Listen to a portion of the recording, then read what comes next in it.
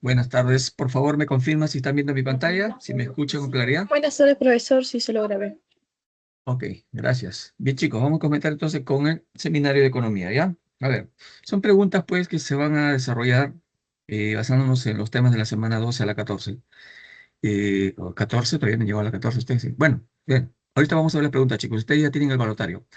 Eh, la mecánica que vamos a seguir, chicos, es pues desarrollar las 15 preguntas y dentro de ellas pues ampliar más la teoría, ¿ya? Hacer más una explicación bastante amplia dentro de lo que quepa pues en las 2 horas que vamos a tener, ¿ya? Chicos, cualquier pregunta que tengan, por favor, me la hacen saber, ¿ya? Escriben en el chat o activan su micro, no hay ningún problema, ¿ya? Bien, chicos, vamos a comenzar entonces, ¿ya? A ver, vamos con la pregunta uno.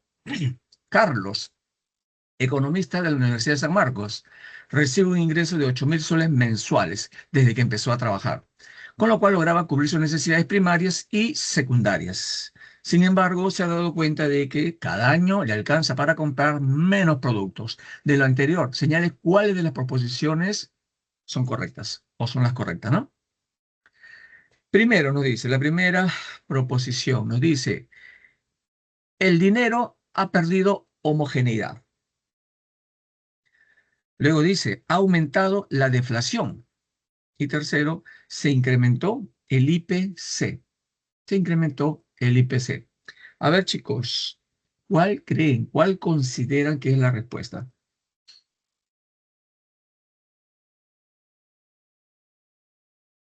A ver, chicos, ¿cuál consideran que es la respuesta, chicos? ¿Ah? Lo que nos pasa común y corriente, ¿no? Como común y corriente en nuestra vida, chicos. ¿Ah? Nos damos cuenta, pues, que acordamos un salario, ¿no? Con el empresario, con el empleador. Entonces, ¿cuánto nos van a pagar mensualmente? 8.000 soles. 8.000 soles en enero, en febrero, en marzo, en abril y así hasta diciembre. Por ejemplo, en un año vamos a considerarlo, ¿no? Chicos, este ingreso mensual que percibe Carlos, ¿qué tipo de salario es? ¿Cómo se llama? A ver, chicos, ese tipo de salario, los 8.000 soles que percibe Carlos, ¿cómo lo conocemos en la clasificación de los salarios?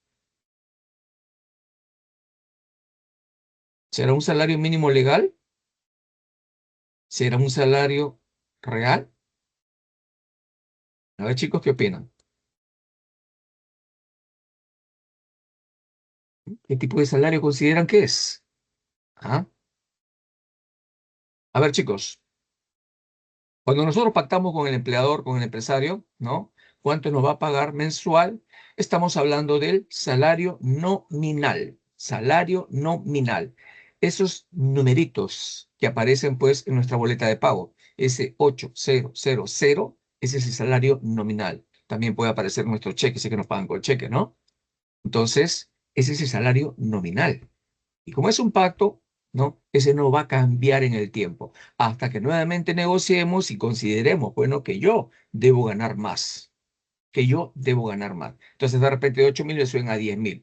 Ese es el salario nominal. Pero en este caso, el enunciado no menciona para nada que este salario nominal vaya a cambiar. Entonces, con esos 8.000 soles, ¿no? Él empieza a cubrir todas sus necesidades, su gasto, ¿no? Primarias, secundarias, etcétera. Pero luego se da cuenta que cada año, en cada año, ¿no?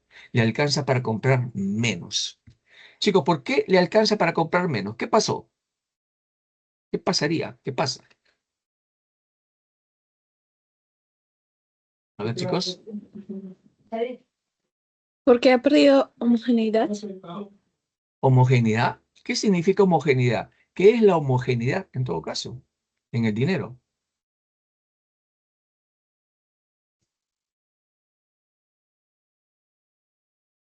A ver, la homogeneidad es una característica del dinero, ¿ya? Ahorita lo vamos a ver.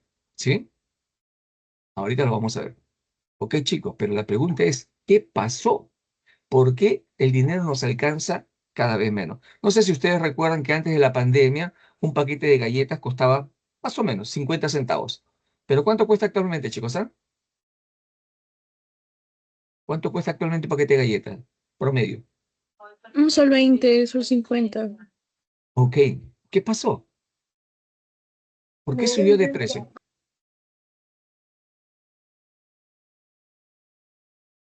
¿Por qué suben de precio las cosas, chicos? ¿Ah? Eso siempre lo vamos a ver, ¿no? ¿Por qué suben de precio las cosas, chicos? En la economía lo conocemos como inflación, ¿no? Inflación. Nosotros en el país, a pesar de que tenemos una inflación controlada, no significa que los precios no suban, ¿ah? Sí suben, pero como está controlada y estamos con indicadores bajos, entre comillas, ¿no? Los precios van a subir muy lentamente. Prácticamente lo vamos a normalizar, prácticamente ni lo vamos a sentir, como decimos, ¿no? Pero sí suben los precios. Y eso es lo que está percibiendo este economista de San Marcos. Eso es lo que está percibiendo. Sus 8.000 soles con los que empezó a trabajar, al principio seguramente estaba feliz, ¿no? Se da cuenta que ahora le alcanza para comprar menos. ¿Y por qué los 8.000 le alcanza para comprar menos? Por la inflación, por el incremento de los precios. ¿Ya? Entonces, ya habiendo identificado la parte nuclear de la pregunta, ¿no? Vamos a la primera proposición que dice, porque el dinero ha perdido homogeneidad. ¿Pero qué significa homogeneidad? ¿Qué significa homogeneidad? La homogeneidad, chicos, no es más que una característica del dinero. Por ejemplo, ahí tenemos la durabilidad, ahí tenemos la homogeneidad. ¿Qué significa la homogeneidad, chicos? ¿Ah? Que nuestro dinero, la misma denominación, deben procurar mantener las mismas características, los mismos atributos. ¿Para qué? Para evitar la confusión en su uso. Entonces, una denominación, por ejemplo, los billetes de 10 soles. Nosotros consideramos de que todos los billetes de 10 soles son igualitos, pero no lo son. O sea, tienen cierto grado de homogeneidad, pero no al 100%. No sé si ustedes han visto, hay billetes de 10 soles donde está la cara de Jorge Chávez, el rostro de Jorge Chávez. Hay otro donde está el rostro de Chabuca Granda. Entonces, el hecho de que hay imágenes diferentes, ahí ya nos está indicando de que no hay una homogeneidad al 100%. No la hay, ¿ya? Entonces, ¿para qué sirve la homogeneidad? Primero, para evitar la confusión. Y además, garantiza pues que cada unidad de dinero, cada denominación sea idéntica e intercambiable con cualquier otra unidad del mismo tipo, ¿no? Entonces tú tienes pues un billete de 10 soles y yo tengo otro billete de 10 soles. Como son homogéneos, lo podemos cambiar sin ningún problema, ¿no? Aunque no tenga sentido, ¿no? Pero lo podemos cambiar. Eso significa hasta ahí, ¿no? Sin que exista pues diferencias perceptibles que afecten su valor o unidad. Ojo, chicos, ¿ya? En cualquier parte del mundo, ninguna moneda es 100% homogénea. Lo que sí vamos a encontrar es que van a acercarse al 100% de homogeneidad, ¿no? A ver, en el Perú, ahí tenemos nuestras monedas de sol. Yo te pregunto, ¿son 100% idénticas? ¿Son 100% homogéneas? ¿Qué es lo que es la diferencia? Ahí estamos observando en la pantalla. ¿Qué es lo que es la diferencia, chicos? ¿Ah? A ver, chicos, están muy callados. Me imagino que no ven bien la imagen. Ahí está. A ver, ¿qué es lo que es la diferencia? Todas son de un sol, todas, pero no son 100% homogéneas. ¿Qué es lo que está pasando? Ah, claro, pues, ¿no? Al Banco Central de Reserva se le ocurre, pues, hacer un poquito de marketing, que no está mal, que no está mal. Entonces, alguna moneda le ponen, pues, esto creo que es la momia de Huampato, no sé cómo se llama. Bueno, acá simplemente un sol, la primera moneda que nace. Acá está el cóndor, acá está el arco de Tacna, en otra está la pavita blanca, en otra está el mono con la María. ¿Mm? Es un poquito de marketing, ¿eh? Repito que no está mal. Entonces, nuestras monedas, chicos, no son 100% homogéneas. No lo son. Acá también ves otros billetes que tienen mayor diferencia, menos homogeneidad. Este billete de 50 soles de Caqui, que tiene el rostro de Abraham del Omar, y este otro billete de 50 soles, medio rojizo, también con el rostro de Abraham del Omar. La pregunta es, ¿no? Entre las monedas de un sol, en esta denominación, ¿generará confusión que no sean 100% homogéneas? Es difícil que yo me equivoque, ¿ya? Al usar una moneda de un sol o una moneda de 5 soles. No importa, no importa. Tienen imágenes diferentes, pero no genera confusión. En estos billetes, entre los billetes de 50 soles, tampoco genera confusión, tampoco. Pero, por ejemplo, ¿no? Imagínate que en la billetera solamente tengas estos billetes de 50 soles medio rojizos. pero que también tengas billetes de 200 soles donde aparece Santa Rosa de Lima, donde también es medio rojizo. Más o menos. Entonces imagínate una noche cansado o cansada, tienes que pagarle al taxista, ¿no? Y de repente no ves bien. Y en vez de entregarle un billete de 50 soles, le entregas uno de 200 soles. El taxista no te va a decir nada. Entonces ahí se generó confusión. Por eso, pues chicos, es que también hemos sacado nuevas denominaciones en los billetes de 200 soles, ¿no? Antes estaba pues Santa Rosa de Lima, ahora pues está una pintora, una artista, ¿no? Sichuya, creo que se pida, ¿sí? Entonces, chicos, por favor, ya, nuestras monedas no son 100% homogéneas, ¿ya? No lo son, pero sin embargo, en la mayoría de denominaciones no se genera confusión. Entonces, regresamos pues a la pregunta. El enunciado me dice que mi dinero, o el dinero que gana Carlos, perdón, ha perdido poder adquisitivo. Cada vez le alcanza para comprar menos. ¿Tendrá relación con esta primera proposición que dice que el dinero ha perdido homogeneidad? ¿Qué opinan? ¿Tendrá relación? La homogeneidad, chicos, no tiene nada que ver ahí.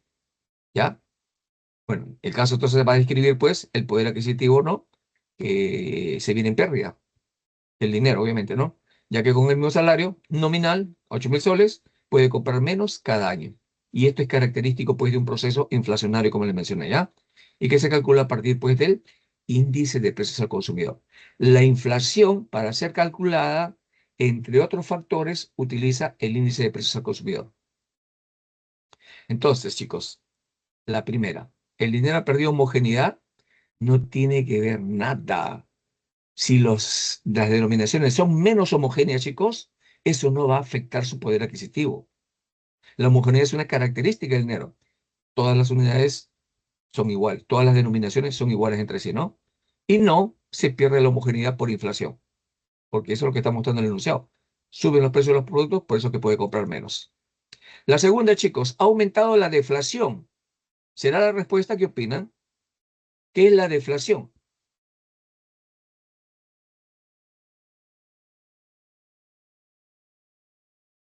A ver, chicos, por favor participen, ¿no? ¿Qué es la deflación, chicos? ¿Tendrá que ver con la inflación? ¿Tendrá que ver con la inflación? ¿Mm? ¿Qué es la inflación para empezar? La inflación, chicos, se define como el incremento sostenido, permanente del nivel general de los precios. ¿Qué precios? Los precios de los bienes y servicios de la canasta básica de consumo, que el año pasado eran alrededor de 586. ¿Quién elabora cuáles son esos bienes que aparecen en la canasta básica de consumo? El Instituto Nacional de Estadística e Informática. ¿Ya? Ellos determinan cuáles son esos bienes y servicios que aparecen en la canasta básica de consumo. Entonces, chicos, cuando nosotros hablamos de inflación, por favor, voy a repetir la definición: el incremento sostenido permanente del nivel general de los precios. Para que quede claro, si mañana, por ejemplo, la mantequilla empieza a subir de precio, la próxima semana sube de nuevo, en 2 semanas sube un poco más, en un mes sube un poco más, al siguiente mes sube un poco más y sigue subiendo. Pregunto, ¿habrá inflación ahí? ¿Habrá inflación, chicos, si solamente sube el precio de la mantequilla? No. Tenemos que tener en cuenta la definición. La definición dice el incremento sostenido y permanente del nivel general de los precios. ¿Qué significa el nivel general de los precios? Los precios de la mayoría, si no todos, de los bienes y servicios que forman parte de la canasta básica de consumo. Cuando la mayoría o todos los precios de los bienes de la canasta básica de consumo sube, ahí recién hay inflación. Si sube 1, o sube 2, o suben 5, o suben 10, chicos, no hay inflación. No hay inflación. ¿Ya? Entonces ahora, chicos, ¿qué es la deflación que aparece en la segunda proposición? ¿Qué es la deflación? La deflación, chicos, no es más que la disminución sostenida permanente del nivel general de los precios. Es decir, los precios bajan, bajan, bajan, bajan. de manera sostenida. Y nuevamente, bajan los precios de la mayoría, si no todos, de los bienes y servicios de la canasta básica de consumo. Esa es la deflación. ¿Tendrá que ver con el enunciado, chicos? Si los precios bajan, Carlos, ¿puede comprar más o puede comprar menos? ¿Qué opinan? Más. Puede comprar más, ¿no? ¿Por qué? Porque los precios han bajado, pues. Y chicos, ¿será bueno que haya deflación?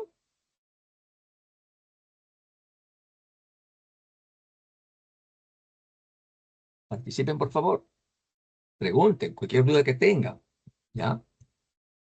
¿Será bueno, será beneficioso que bajen los precios de los bienes y servicios de la canasta básica de consumo en una economía? ¿Ah, chicos? ¿Será bueno o no? A nosotros como consumidores, por supuesto que nos conviene, ¿no? Porque nuestro dinero alcanza para comprar más cosas. Pero si tú fueras empresario, ¿te convendría que bajen los precios de los bienes y servicios? No te conviene. Y atención, ¿por qué no le conviene al empresario?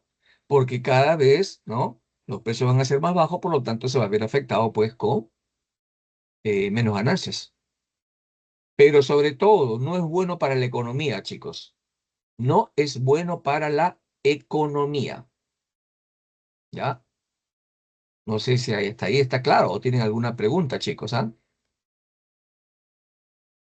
¿Por qué no es bueno para la economía la deflación? ¿Ah?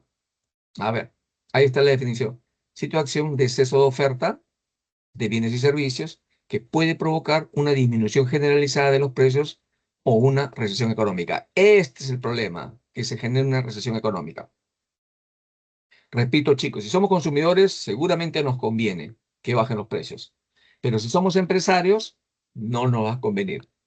Y si vemos la economía en su conjunto, tampoco es bueno, chicos, porque puede aparecer esto, recesión económica. Observen, por favor. Empieza aquí. Empiezan a bajar los precios.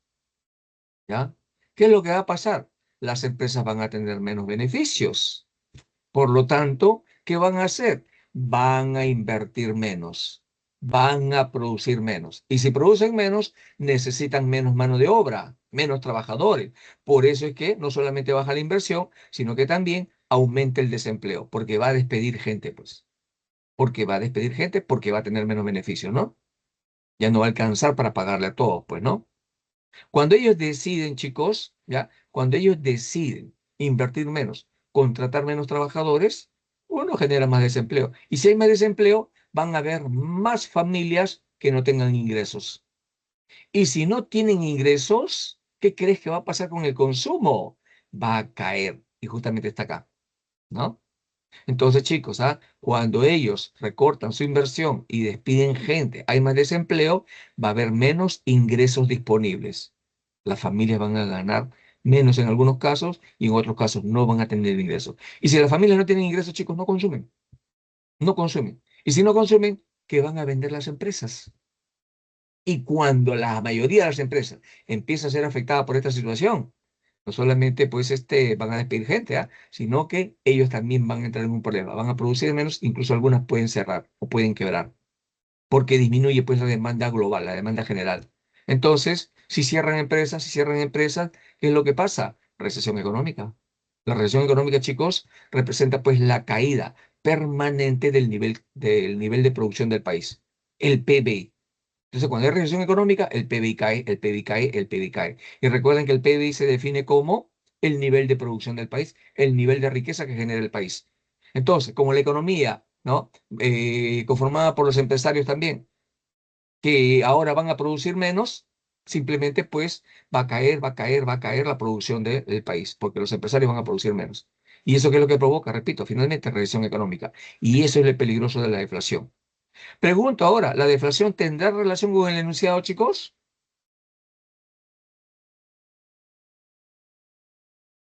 ¿Mm? Todo lo contrario, ¿no? Todo lo contrario. Los 8.000 soles le alcanza para comprar cada vez menos a Carlos porque los precios han subido, porque hay inflación. Pero acá dice que ha aumentado la deflación. Ha aumentado la deflación. No, pues si aumenta la deflación significa que los precios se hacen más bajos, ¿ah? No está diciendo que la deflación cae, ¿ah? Porque si la deflación cae, los precios vuelven a subir, ¿no? En este caso, la deflación se sigue dando, sigue aumentando, sigue aumentando. Y eso no es bueno. El dinero ha perdido homogeneidad, entonces no, chicos. Ahora, el aumento de la deflación implica pues una caída general de precios y un aumento ahora del poder adquisitivo de las personas. Es lo contrario a lo que ocurre cuando hay inflación. Entonces viene la tercera proposición. Se incrementó el IPC. ¿Qué es el IPC, chicos? A ver, ¿alguien sabe la definición? ¿Qué es el IPC?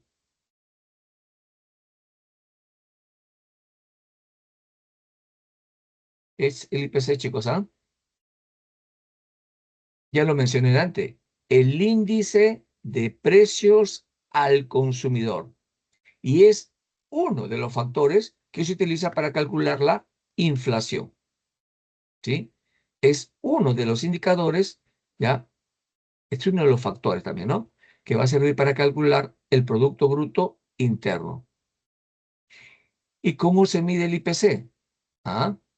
¿Cómo se mide el IPC, chicos? A ver, veamos un poquito más acerca del IPC. Índice de precios al consumidor. Se define, entre otras cosas, como un indicador macroeconómico que va a valorar los precios de un predeterminado conjunto de bienes y servicios. ¿Qué bienes y servicios? Los que conforman la canasta básica de consumo. Repito que el año pasado eran aproximadamente 586. ¿Ya? Entonces el IPC se va a enfocar en los precios. ¿De qué bienes y servicios? De los que forman parte de la canasta básica de consumo. ¿Y cómo se calcula? Se hace en base a encuestas constantes de los presupuestos de las familias sobre la cantidad de los bienes y servicios que consumen las familias representativas, en este caso, de Lima Metropolitana. ¿Quién se encarga de hacer estas encuestas, de hacer estas mediciones? El Instituto Nacional de Estadística e Informática en el Perú, que es la institución en el Perú que se hace cargo de qué, de la economía descriptiva. Ustedes se acordarán de qué es la economía descriptiva, ¿no? Ahora, chicos, entonces, el INEI, ¿qué es lo que hace? Hace encuesta constante, todos los meses, ¿ya? Entonces, se acerca donde las familias y les pregunta, a ver, ¿qué has consumido este mes? ¿Cuánto has consumido este mes? Entonces, con eso, el INEI actualiza la lista de los bienes y servicios de la canasta básica de consumo. Las actualiza. Entonces, aparece una lista. ¿Mm? Ahora, ¿qué es lo que va a hacer?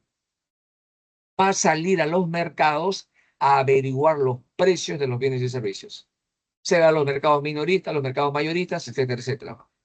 A averiguar los precios actuales de los bienes y servicios de la canasta básica de consumo. ¿Y para qué lo hace? ¿Ah? Para poder compararlo con los precios del periodo anterior, del mes anterior. Entonces, ya tiene los precios actuales y ya tiene los precios anteriores. ¿Qué es lo que va a hacer? Lo va a comparar. ¿Para qué? Para saber si los precios han incrementado o han disminuido. Por eso se dice, ¿no? Perdón, mide los cambios en el nivel de precios y lo hace a través de una variación porcentual. Ahora, atención, las variaciones de los precios de los bienes y servicios de la canasta básica de consumo, que adquieren, repito, las familias representativas, las familias típicas de Lima Metropolitana. El consumo regular que hacen las familias representativas de Lima Metropolitana.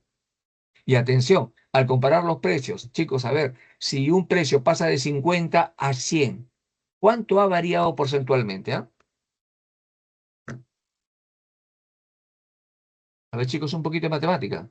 Si los precios han pasado, repito, de 50 a 100, ¿cuánto ha variado porcentualmente? Matemática, chicos, matemática simple. A ver, ¿cuándo ha cambiado, chicos? ¿Ah?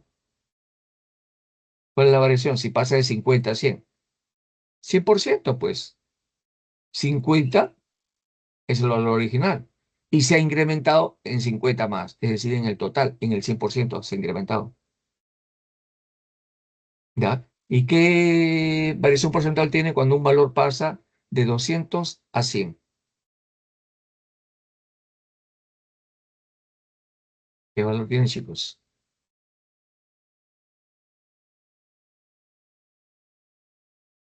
¿Cuál sería la variación porcentual? Pues la variación porcentual no sería más que, chicos, el 50% negativo. 50% negativo bajó el precio. Entonces, variación porcentual positiva, se incrementaron los precios. Variación porcentual negativa, bajaron los precios. Eso es lo que hace el INEI, chicos. Repito, obtiene los bienes y servicios que de manera regular han consumido las familias más representativas de Lima Metropolitana. Ahora, ¿por qué mide solamente a nivel de Lima Metropolitana? Lo ideal sería que lo mida a nivel nacional, ¿no? Pero ¿sabes por qué no lo hace a nivel nacional? Uno, porque es costoso. Uno, porque lleva mucho tiempo. Dos, perdón. Dos, porque lleva mucho tiempo. Y además, nosotros en el país no tenemos recursos para hacer ese tipo de trabajos. Entonces, ¿qué hacemos? Buscamos la mejor representación de todo el Perú. ¿Y dónde está? En Lima Metropolitana. ¿Por qué? Porque en Lima Metropolitana podemos encontrar familias ricas, muy ricas, y también familias pobres, y también familias de clase media, por ejemplo. Aquí están pues las familias más representativas. Entonces, nos basamos en esa muestra y calculamos, pues, lo que consumen, perdón, determinamos lo que consumen y luego calculamos la variación de los precios. Y repito, esa variación se muestra a partir de los datos que ha obtenido el INEI, pues, de la sociedad, ¿no? De la sociedad. Y lo va a mostrar como una variación porcentual. Recuerda, si la variación porcentual es positiva, suben los precios. Si la variación porcentual es negativa, los precios están bajando. ¿Ya? Entonces, chicos, eso es lo que hace el INEI, pues, ¿no? Para todos aquellos bienes y servicios que forman parte de la canasta básica de consumo, va a ir simplemente determinando o obteniendo los datos para ver si los precios han subido o han bajado. Ahí está. Eso es lo que hace. ¿Sí? Ahora, chicos, el índice de precios del consumidor, ¿para qué sirve? ¿Mm? ¿Para qué sirve? Ya vimos que se trata pues de calcular o determinar si los precios han subido o han bajado y lo vemos, lo observamos de manera pues porcentual, ¿no?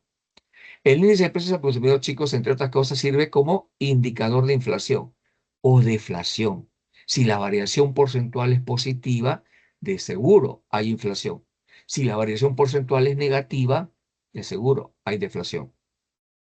Eso es lo que hace entre otras cosas, ¿para qué sirve el índice de precios al consumidor? Un indicador de inflación o deflación. ¿Para qué más sirve? Para estimar el costo de vida. ¿Qué es el costo de vida? El costo de vida, chicos, no es más que lo que nos cuesta a las familias en promedio adquirir los bienes y servicios de la canasta básica de consumo. ¿Para qué? Para subsistir, para vivir. ¿Cuánto es el salario mínimo legal, chicos? A ver, información que deberían manejar. ¿Cuánto actualmente es el salario mínimo legal?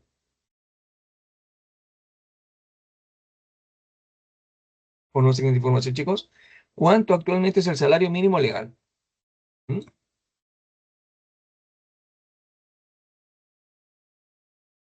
1.130 soles. Ese es el salario mínimo legal. 1.130 soles. Es lo mínimo por ley que cualquier empresa formal le tiene que pagar al trabajador. Es lo mínimo que por ley se le tiene que pagar. ¿Ya? Ojo, estamos hablando de empresas, ¿ah? Unidades económicas formales. Y ahora, ¿el Estado por qué establece, chicos, un salario mínimo legal? ¿Ah? ¿Por qué establece? ¿Por qué impone por ley un salario mínimo legal?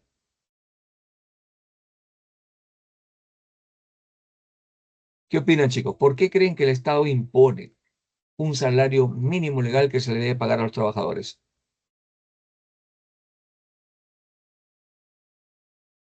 Lo hace para proteger al trabajador. Porque si fuéramos nosotros empresarios, por ejemplo, ¿no? ¿Tú le pagarías más o le pagarías menos al trabajador? Seguramente menos, ¿ah? Seguramente menos. Y ojo, acá no entran a tallar pues concepciones morales, de justicia, social. No, no, no. Cuando se trata de negocios, eso no hay. Eso no hay. ¿Por qué? Chicos, porque en la economía los agentes económicos nos caracterizamos. ¿Por qué? Porque tenemos un afán de lucro, tenemos un afán egoísta, tenemos un comportamiento racional que nos hace como somos. Por ejemplo, si tú fueras un vendedor, un ofertante, ¿tú cobrarías precios más altos o precios más bajos? ¿Qué quisieras cobrar? ¿Precio más alto o precio más bajo? Seguramente precio más alto. ¿Por qué? Porque queremos obtener ganancias, pues. Y ese deseo de tener más ganancias no es más que el afán del lucro, no es más que el afán egoísta, que es natural en el ser humano, ¿ah? No es más que nuestro comportamiento racional. Entonces, si yo te pregunto, pues como empresario, ¿a ti te gustaría cobrar precio más alto o precio más bajo? Precio más alto, pues. Ese es un comportamiento racional en la economía, chicos. Economía, ¿ah? No es el enfoque de la psicología. Ahora, y si fueras un consumidor, un demandante, ¿te gustaría pagar precios más altos o precios más bajos? Seguramente me vas a decir precio más bajo. Y eso es normal, porque es el afán egoísta, natural en el ser humano, repito. Ese es un comportamiento racional. ¿Ya? Entonces, el Estado, repito, ¿por qué impone un salario mínimo legal por ley? ¿No? Porque busca proteger al trabajador. Si no, imagínate, los empresarios le pagarían lo que quisieran a los trabajadores, ¿no? Le pagarían lo que quisieran. ¿Sí? Ahora, chicos, ahora, ¿por qué el IPC sirve como estimador del costo de vida? ¿Ah? Porque me permite valorar en promedio los bienes y servicios de la canasta básica de consumo que regularmente adquieren las familias representativas. No estoy diciendo que el costo de vida implique, pues, adquirir todos los bienes y servicios de la canasta básica de consumo. No, no, no. De esa canasta, chicos, ciertas familias van a consumir algunos bienes. Otras familias, otros de esos bienes, ¿no? Pero no consumimos todos, pues, ¿no?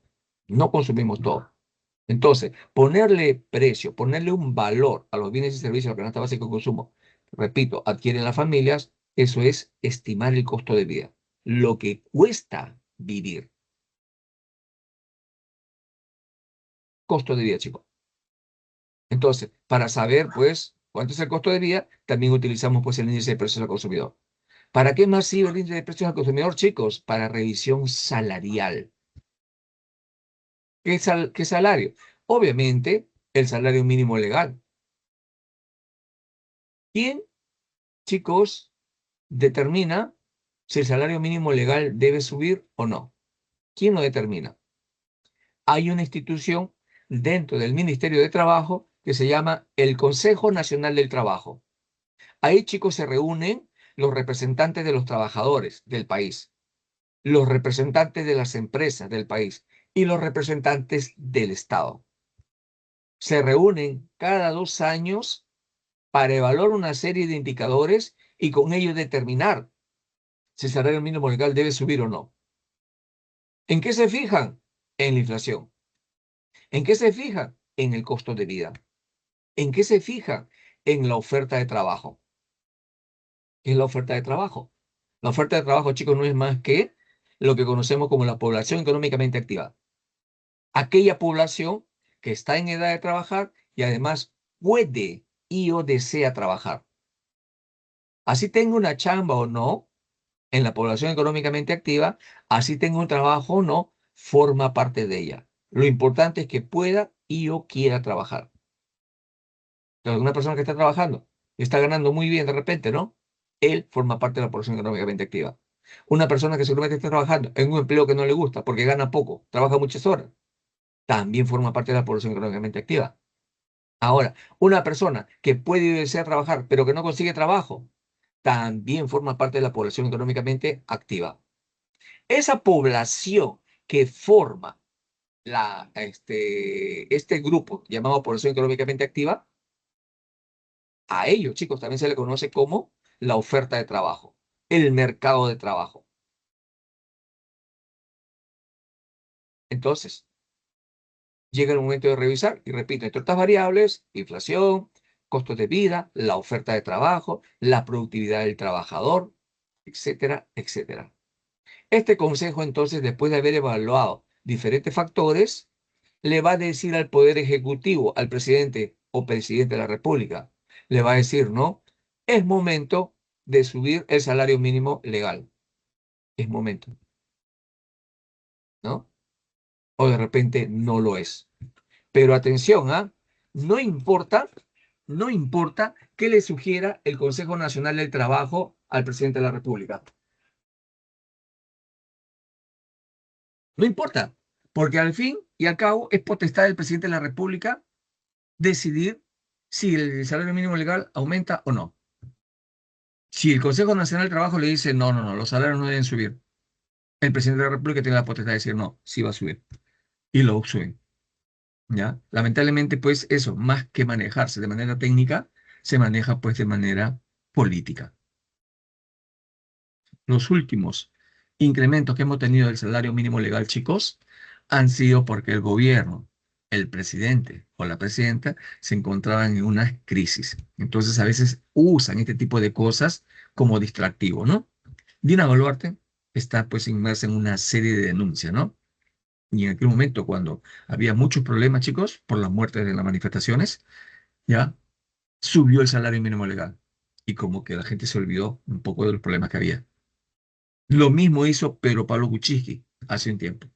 Ahorita que tenemos un presidente provisorio, también hay problemas. Y ya están vociferando por ahí de que el salario mínimo legal se va a incrementar.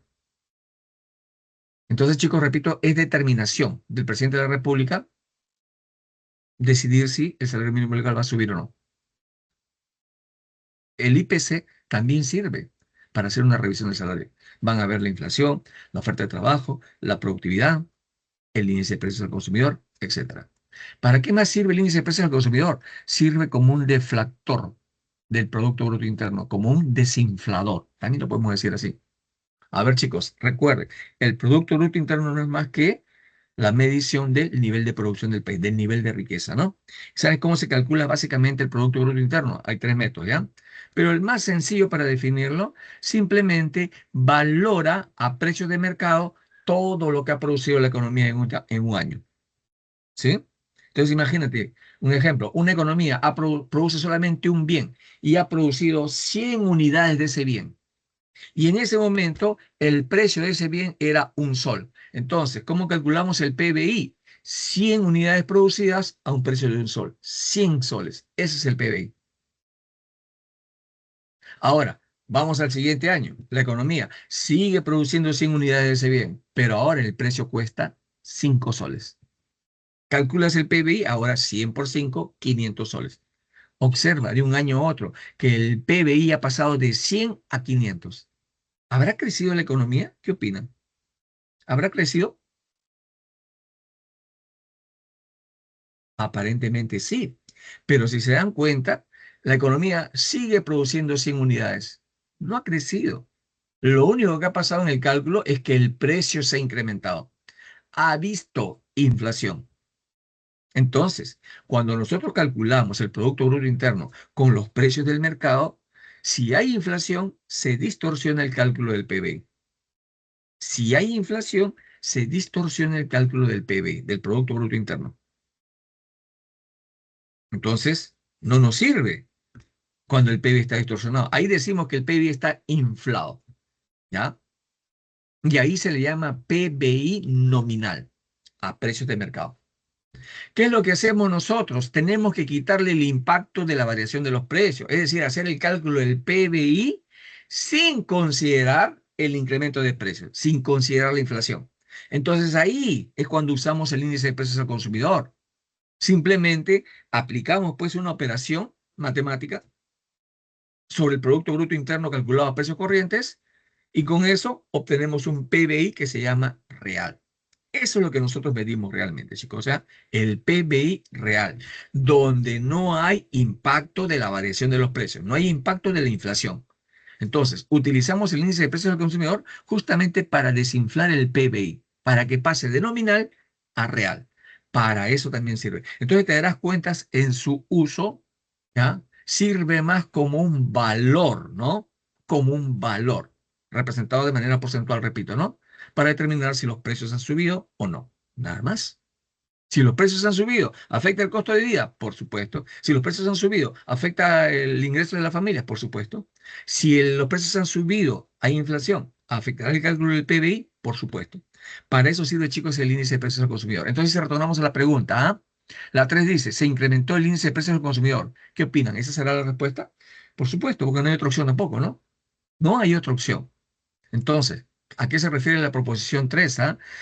El índice de precios al consumidor mide la variación del nivel general de los precios. Si los precios suben, el IPC aumenta y el poder adquisitivo del ingreso disminuye. Entonces, relacionándolo con el enunciado, lo que Carlos Russell West que 8.000 soles cada año le servía para comprar cada vez menos. ¿Y por qué? Porque los precios han subido. Y de acuerdo a las proposiciones que nos dan, es porque se ha incrementado el IPC. Recuerda, hay variación de precios. Y si se da incremento, es una variación porcentual positiva. Por eso que la respuesta, chicos, es la A3. ¿Ya? Solo la proposición 3. ¿Alguna pregunta, chicos? ¿Está claro? ¿Alguna pregunta? Ok, vamos con la siguiente entonces, ¿sí? Respecto a los tipos de inflación, señalar verdadero o falso. ¿Verdadero o falso? A ver, ¿la inflación galopante es de 2 o 3 dígitos? ¿La inflación galopante es de 2 o 3 dígitos? Te tienes que acordar pues de la clasificación de la inflación. Te tienes que acordar de esa clasificación. Ahí tienen los tipos de inflación. Cuando la inflación es moderada o baja, cuando la cifra porcentual anual está entre 0, inclusive a menos de 10%. Cuando es galopante, cuando está entre 10, inclusive y menos de 1.000. Cuando es hiperinflación, cuando va desde 1.000 inclusive hasta más de 1.000. ¿Mm? ¿Qué es lo que pasa en la inflación moderada, chicos? ¿Ah? Los precios suben lentamente, lentamente, lentamente. Prácticamente lo normalizamos, lo tomamos como común, como normal. Y prácticamente nos acostumbramos y es como si no nos diéramos cuenta. Pero ojo, a pesar de ser inflación moderada o baja, los precios sí suben, pero suben muy poquito, suben muy poquito, suben muy poquito. En cambio, cuando la inflación ya es galopante, ahí sí sentimos, chicos, el impacto que tienen nosotros en nuestro salario, ¿ya? Los precios que se incrementan. Ahora sí, los precios empiezan a subir pues con mucha más velocidad. Ahora, nuestro dinero va a perder poder adquisitivo más rápidamente, más rápidamente. ¿Y qué pasa cuando hay hiperinflación? Uy, ahora los precios ya suben extremadamente en cantidad y en rapidez. Crecen extremadamente rápido. Y aquí no solamente pues pierde poder adquisitivo, no solamente pierde poder adquisitivo, ¿no? Nuestro dinero, sino que además puede venir consigo pues crisis, pueden venir consigo eh, caos, ¿no? Etcétera. Entonces, chicos, estos son los 3 tipos de inflación. Si retornamos nosotros a la pregunta, dice, la inflación galopante es de 2 o 3 dígitos, acá está la galopante. Puede ser 10, puede ser 15, puede ser 100, puede ser 999, ahí está, 3 dígitos, 2 o 3 dígitos. Por lo tanto, pues chicos, la primera es correcta, ¿ya? A ver, la siguiente, si el poder adquisitivo aumenta, entonces hay estanflación. ¿Qué significa estanflación, chicos? ¿Ah? Es una perturbación económica. Esta inflación aparece cuando hay 2 perturbaciones. Uno, hay inflación, los precios suben. Y otro, el país entra en estancamiento económico o también en recesión económica. La inflación ya le hemos definido el incremento sostenido, permanente y generalizado de los precios. Pero ¿qué será estancamiento, chicos? Atención, ¿ah? Cuando nuestro PBI crece, crece, crece año tras año, ahí podemos hablar de crecimiento económico. Si crecemos por encima del promedio de lo que producimos, ¿ah? No siempre hay crecimiento económico, por si acaso. Entonces, si crecemos por encima del promedio que siempre hemos producido, ¿ya? Entonces hay crecimiento económico. Pero las economías también pueden entrar en crisis y en vez de aumentar su producción anual, empiezan a caer, empiezan a caer. Al principio se estancan, no crecen más, no crecen más, no pueden crecer más. Pero también la producción del país empieza a caer, empieza a caer, empieza a caer. Entonces, pues el Producto Bruto Interno cae. Entonces, ahí se puede producir estancamiento o recesión económica. Cuando el Producto Bruto Interno, chicos, cae, cae, cae, cae, cae, hasta llegar pues a un nivel mínimo, crisis, ¿no? Ahí aparece pues la recesión económica, ¿ya? Entonces, repito, la estanflación no es más que una combinación de inflación y estancamiento o recesión económica. Entonces, si el poder adquisitivo aumenta, entonces hay estanflación. Si el poder adquisitivo aumenta, chicos, ¿ya? ¿Qué es lo que va a pasar? ¿Ya? Si el poder adquisitivo aumenta en este caso, ¿se va a relacionar de alguna manera pues con la estanflación? ¿Mm? ¿Qué opinan? ¿Qué creen? el poder adquisitivo, ¿no? Aumenta. Cuando hay esta inflación, chicos, el poder adquisitivo disminuye, disminuye, disminuye. ¿Por qué? Porque hay recesión económica. Y atención, recesión económica, cae el Producto Bruto Interno. Si el Producto Bruto Interno cae, significa que las empresas en el país están produciendo menos. Si producen menos, entonces las empresas ya dejan de contratar personal y por lo tanto las familias no van a tener ingresos. Y si no tienen ingresos, dejan de consumir. Ya no compran pues lo que producen las empresas. Entonces las empresas no van a poder vender lo que producen y van a entrar a crisis. Y llegamos pues a una crisis económica que forma parte pues de la recesión económica. ¿Ya? Entonces, chicos, si el poder adquisitivo aumenta, entonces hay esta inflación. No. Si hay esta inflación, lo que hay es pérdida de poder adquisitivo, ¿ya? Por eso que esta segunda la consideramos falsa. La tercera, a fines de la década de los 80, el Perú tenía una inflación moderada. ¿m? A fines de la década de los 80, el Perú tenía una inflación moderada. A ver, ¿qué es moderada? Entre cero inclusive y menos de 10. Fines de los 80, primer gobierno de Alan García, estuvimos en una crisis tremenda. Llegamos a tener, chicos, hiperinflación. Hiperinflación. Imagínense, en el primer gobierno de García llegamos pues a una hiperinflación del 7.000, ya, 549%. ¿Qué significa eso? Era como empezar el gobierno de García pagando 10 centavos por un pan y cuando termina, estábamos pagando prácticamente pues 7 soles. Prácticamente 7 soles, ¿no? Entonces, tuvimos una hiperinflación en el primer gobierno de Alan García, ¿ya? Entonces, a fines de la década de los 80, el Perú tenía una inflación moderada. Falso. Tuvimos una hiperinflación, ¿ya? Una hiperinflación. Por eso que la respuesta, chicos, es la D. Verdadero, falso, falso. A ver, vamos con la siguiente pregunta. Ante un proceso inflacionario muy severo, las personas que desean ahorrar van a necesitar guardar más dinero. Proceso inflacionario. Las personas que necesitan, ¿no? Que desean, perdón, ahorrar, van a necesitar más dinero guardado. ¿Para qué? Para tener, pues, y gastar en el futuro. ¿Sí? Para poder comprar la misma cantidad de productos. Es decir, como hay un proceso inflacionario, los precios van a subir, ¿no? Entonces, en un futuro inmediato voy a necesitar más dinero para comprar lo mismo que siempre compraba. En otras palabras, pérdida del poder adquisitivo, ¿ya? Es decir, se ha afectado la función de, si vemos las opciones de respuesta, medida de valor, medio de atesoramiento, medio de cambio, medio de pago diferido, unidad de cuenta. ¿Esto qué, chicos? ¿Ya? ¿Esto qué es? No es más que características y o funciones del dinero. Entonces, si nos vamos al enunciado, ¿ah? Si nos vamos al enunciado, hay inflación. Entonces, nos quiere aclarar que si en el futuro deseamos comprar, tenemos que ahorrar más dinero. Ya lo que ahorraba normalmente ya no me va a servir para mucho. Así que tenemos que ahorrar más dinero. ¿Cuál es la respuesta, chicos, en ese caso, en ese sentido? ¿Ah? ¿Será una medida de valor? Hay que recordar, pues, qué significa una medida de valor, ¿no? Hay que recordar qué significa una medida de valor. ¿Qué significará, chicos? ¿Mm? ¿Se acuerdan de las características del dinero, no? ¿Qué significa medida de valor? ¿Mm? Medida de valor. También se le llama, a ver, vamos a verlo acá, unidad de cuenta. También. ¿Y qué significa eso? No es más que una medida estándar del valor que tiene el dinero y que te va a permitir intercambiarlo, ¿ya? O mejor dicho, ¿no? Para adquirir, ¿no? Diferentes bienes y servicios. Y atención, aquí cumple una función muy importante, ¿no? Aquí cumple una función muy importante. ¿Cuál es esa? Permite valorar los demás bienes de la economía. El dinero, chicos, es un bien económico también, ¿ah? Entonces, este dinero va a servir para ponerle precio, para darle valor a los demás bienes y servicios.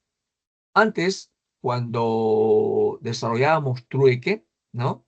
Era difícil, pues, manejar una medida de valor. porque no existía el dinero como lo conocemos actualmente. Si yo tenía pollos, por ejemplo, y quería cambiarlos por gallina, teníamos que establecer vamos a llamarle una unidad de conversión entre los pollos y gallinas, es decir, una medida de valor. A ver, por cada gallina me tienes que entregar 2 pollos, diría de repente que tiene gallina, ¿no? Entonces es como decir, una gallina vale 2 pollos. Así se le ponía precio. Pero ahora, ¿qué pasaba, no? No todo el mundo quería gallina, pues no, no todo el mundo.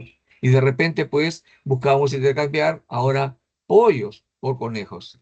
Pero ahora, por cada conejo tienes que entregar 3 pollos. Se dan cuenta que cambia la medida de valor. En el trueque era difícil otorgar, pues, una medida de valor unidad de cuenta.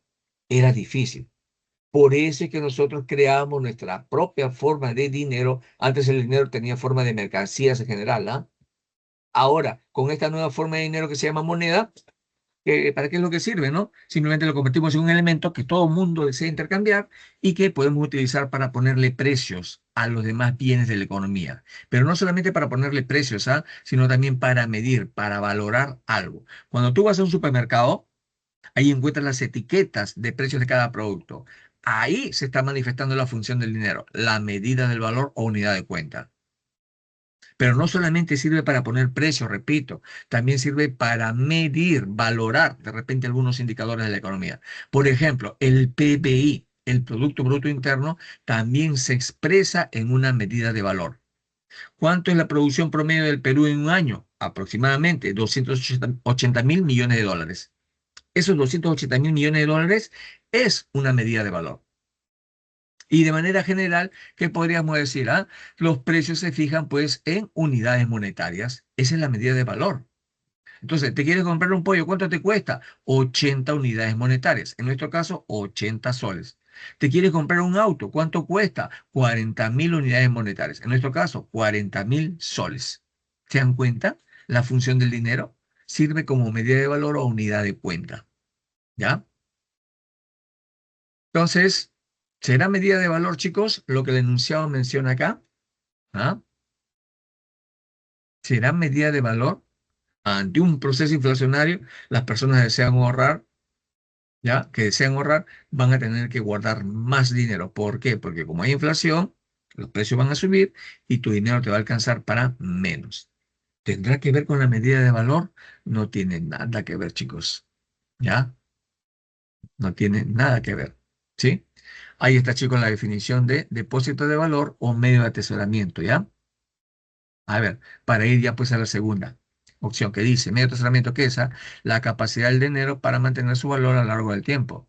Al conservar su valor en el tiempo, ¿no? Al conservar su poder adquisitivo en el tiempo, permite pues que las personas este elemento que llamamos dinero, ¿ya? Lo puedan guardar. ¿Para qué? Para utilizarlo en el futuro.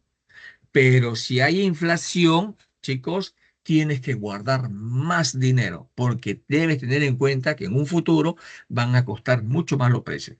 Y atención, ¿ah? Atención. Cuando hay inflación, chicos, la gente no ahorra. ¿Por qué, Porque yo prefiero ahorita comprar lo que necesito a tener que esperar y que sube el precio mucho más en unos días, en unas semanas. Entonces, pues, en este caso, cuando hablamos de medio de atesoramiento, estamos haciendo referencia a esa capacidad que tiene el dinero para poder guardarla. Pero nosotros, recuerden, lo vamos a guardar siempre y cuando conserve su valor en el tiempo. Si no conserva su valor en el tiempo, como lo dice el enunciado, porque hay un proceso inflacionario, entonces voy a necesitar guardar más dinero. ¿Para qué? Para contemplar, pues, el incremento de los precios. Entonces, este segundo enunciado se está relacionando con lo que menciona, pues, ya, esta segunda opción de respuesta se está relacionando con el enunciado. Sí, pues, medio de atesoramiento. ¿Por qué? Porque lo guardamos. ¿Ya? En un proceso inflacionario severo, el dinero pierde poder adquisitivo con el tiempo, por lo que ahorrar en dinero resulta menos eficiente. Ojo, eso realmente ocurre. ¿Sí? Pero si tú realmente deseas, ¿no? Comprar en el futuro, la misma cantidad de cosas que siempre compraba. Ahora, como hay inflación, tienes que guardar más dinero. Y como el enunciado está haciendo referencia, chicos, a esa capacidad que tiene el líder de poder guardarlo y utilizarlo en el futuro, eso es pues medio de atesoramiento, ¿ya? Entonces las personas necesitan guardar más dinero hoy para poder comprar la misma cantidad de bienes en el futuro. Y esto afecta directamente pues la función del dinero conocida como medio de atesoramiento o reserva de valor, ¿ya? Hay que tenerlo en cuenta. ¿Por qué? Porque el dinero tiene que conservar su valor en el tiempo, porque si no conserva su valor en el tiempo, vamos a tener que guardar más dinero, ¿ya? Por eso, chicos, que la respuesta acá es la B, medio de atesoramiento, ¿ya? Medio de cambio simplemente significa pues que empezamos a utilizar el dinero como un único elemento que va a servir para intercambiar, para comprar cualquier cosa. Eso significa medio de cambio, ¿ya? Medio de pago diferido, ¿no? A través del crédito y usando el dinero podemos pagar en un futuro, ¿no? ¿Ya? En partes. Ese es el crédito, ¿no? Ese es pago diferido. Y unidad de cuenta, chicos, es lo mismo que medida de valor. Entonces, como ya mencioné, la respuesta acá es la letra B. La letra B. ¿Ya? Listo, chicos. Vamos con la siguiente pregunta, ¿ya? Hace 30 años, Patricio viajó al exterior. Regresando al país hace unos pocos meses, conversando con su primo, recordaban que cuando eran niños, con un sol compraban 10 panes. Pero hoy, cuando fueron a la panadería, solo pudieron adquirir 4. ¿Qué pasó? Porque ahora compran menos. Pérdida del poder adquisitivo del dinero. ¿Por qué? Por inflación. Según lo señalado, ¿cuál de los siguientes enunciados es verdadero o son verdaderos? ¿Ya? Pueden ser varios. ¿El dinero ha perdido la característica de durabilidad? No ha perdido para nada, ¿no? La durabilidad simplemente determina que el dinero, pues, a pesar del uso, a pesar del tiempo, a pesar, pues, de la manipulación del ambiente, no se deteriore, pues, ¿no? No se deteriore. Entonces tiene que ser fabricado de un material que resista al tiempo, que resista al uso, ¿sí? Y esa es una característica que tiene el dinero, ¿sí? Justamente lo vemos acá. Durabilidad. Tiene que ser fabricado de un material que resista al uso, al tiempo, al ambiente, ¿no? ¿Para qué? Para poder, pues, usarlo repetidamente sin que se deteriore rápidamente. Sí se deteriora, pero muy lentamente, ¿no? Entonces, chicos, la durabilidad va a influir en la funcionalidad y en la confianza que tenemos en el dinero, ¿sí? Por ejemplo, nuestra moneda de sol es bastante resistente, ¿no? Es bastante dura, pero se desgasta en el tiempo. ¿De qué material está fabricado, chicos, nuestra moneda de un sol? ¿Ah? A ver, ¿de qué material estará fabricado? Está fabricado de una aleación que se denomina alpaca. Se llama alpaca. También le llaman, chicos, también le llaman la plata alemana. Pero no es plata, ¿ah? Es una aleación. ¿Y qué significa alpaca? Bueno, es una aleación que combina, pues, níquel, cobre y zinc. Es una aleación, repito, no es metal puro, no es plata, por si acaso, ¿ya? ¿Y de qué material está fabricado nuestra moneda, chicos? Nuestro billete, perdón, de 20 soles, ¿ah? Está fabricado de fibra o celulosa de algodón. Por eso es resistente. Por eso es que cuando se van a lavar un billete, se lava, se enjuaga, se seca, se plancha. Y cuando te das cuenta, lo único que tienes que es un billete limpio. Nada más. No se deteriora, ¿ya? Esa es la durabilidad entonces, chicos, ¿sí? Entonces, el dinero ha perdido la característica de durabilidad. No significa nada, no significa nada cuando se trata, pues, de la pérdida de poder adquisitivo, ¿ya? A ver, entonces, ya, la durabilidad es una característica física que tiene el dinero, de que no se deteriore fácilmente. La inflación no afecta a esta característica, ¿ya?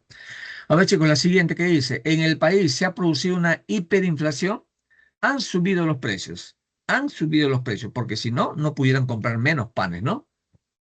Pero pregunto, si han subido los precios, nosotros podemos determinar, ¿estaremos seguros que se haya producido una hiperinflación?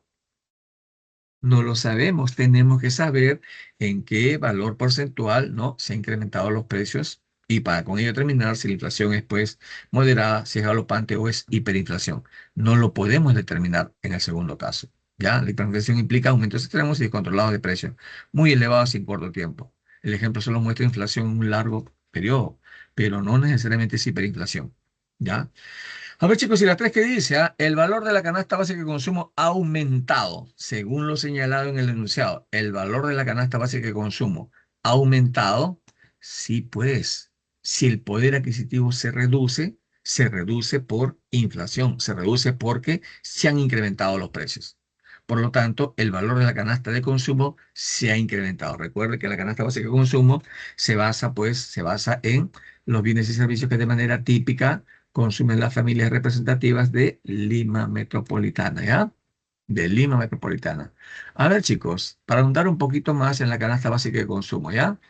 Recuerden, son un conjunto de bienes y servicios que adquieren de manera regular las familias representativas de Lima Metropolitana y que obviamente la adquieren ¿para qué? Para sobrevivir, principalmente para sobrevivir, ¿ah? Y esto se mide normalmente pues en un mes, ¿ya? Entonces, esa es la canasta básica de consumo que está compuesta por 12 grupos de bienes y servicios. Ahí tenemos pues los alimentos, bebidas y no alcohólicas, alojamiento, agua, electricidad, gas, combustible, salud, educación, recreación, comunicación, transporte, restaurantes y hoteles, muebles, artículos del hogar, bienes y servicios diversos y además bebidas alcohólicas y tabaco.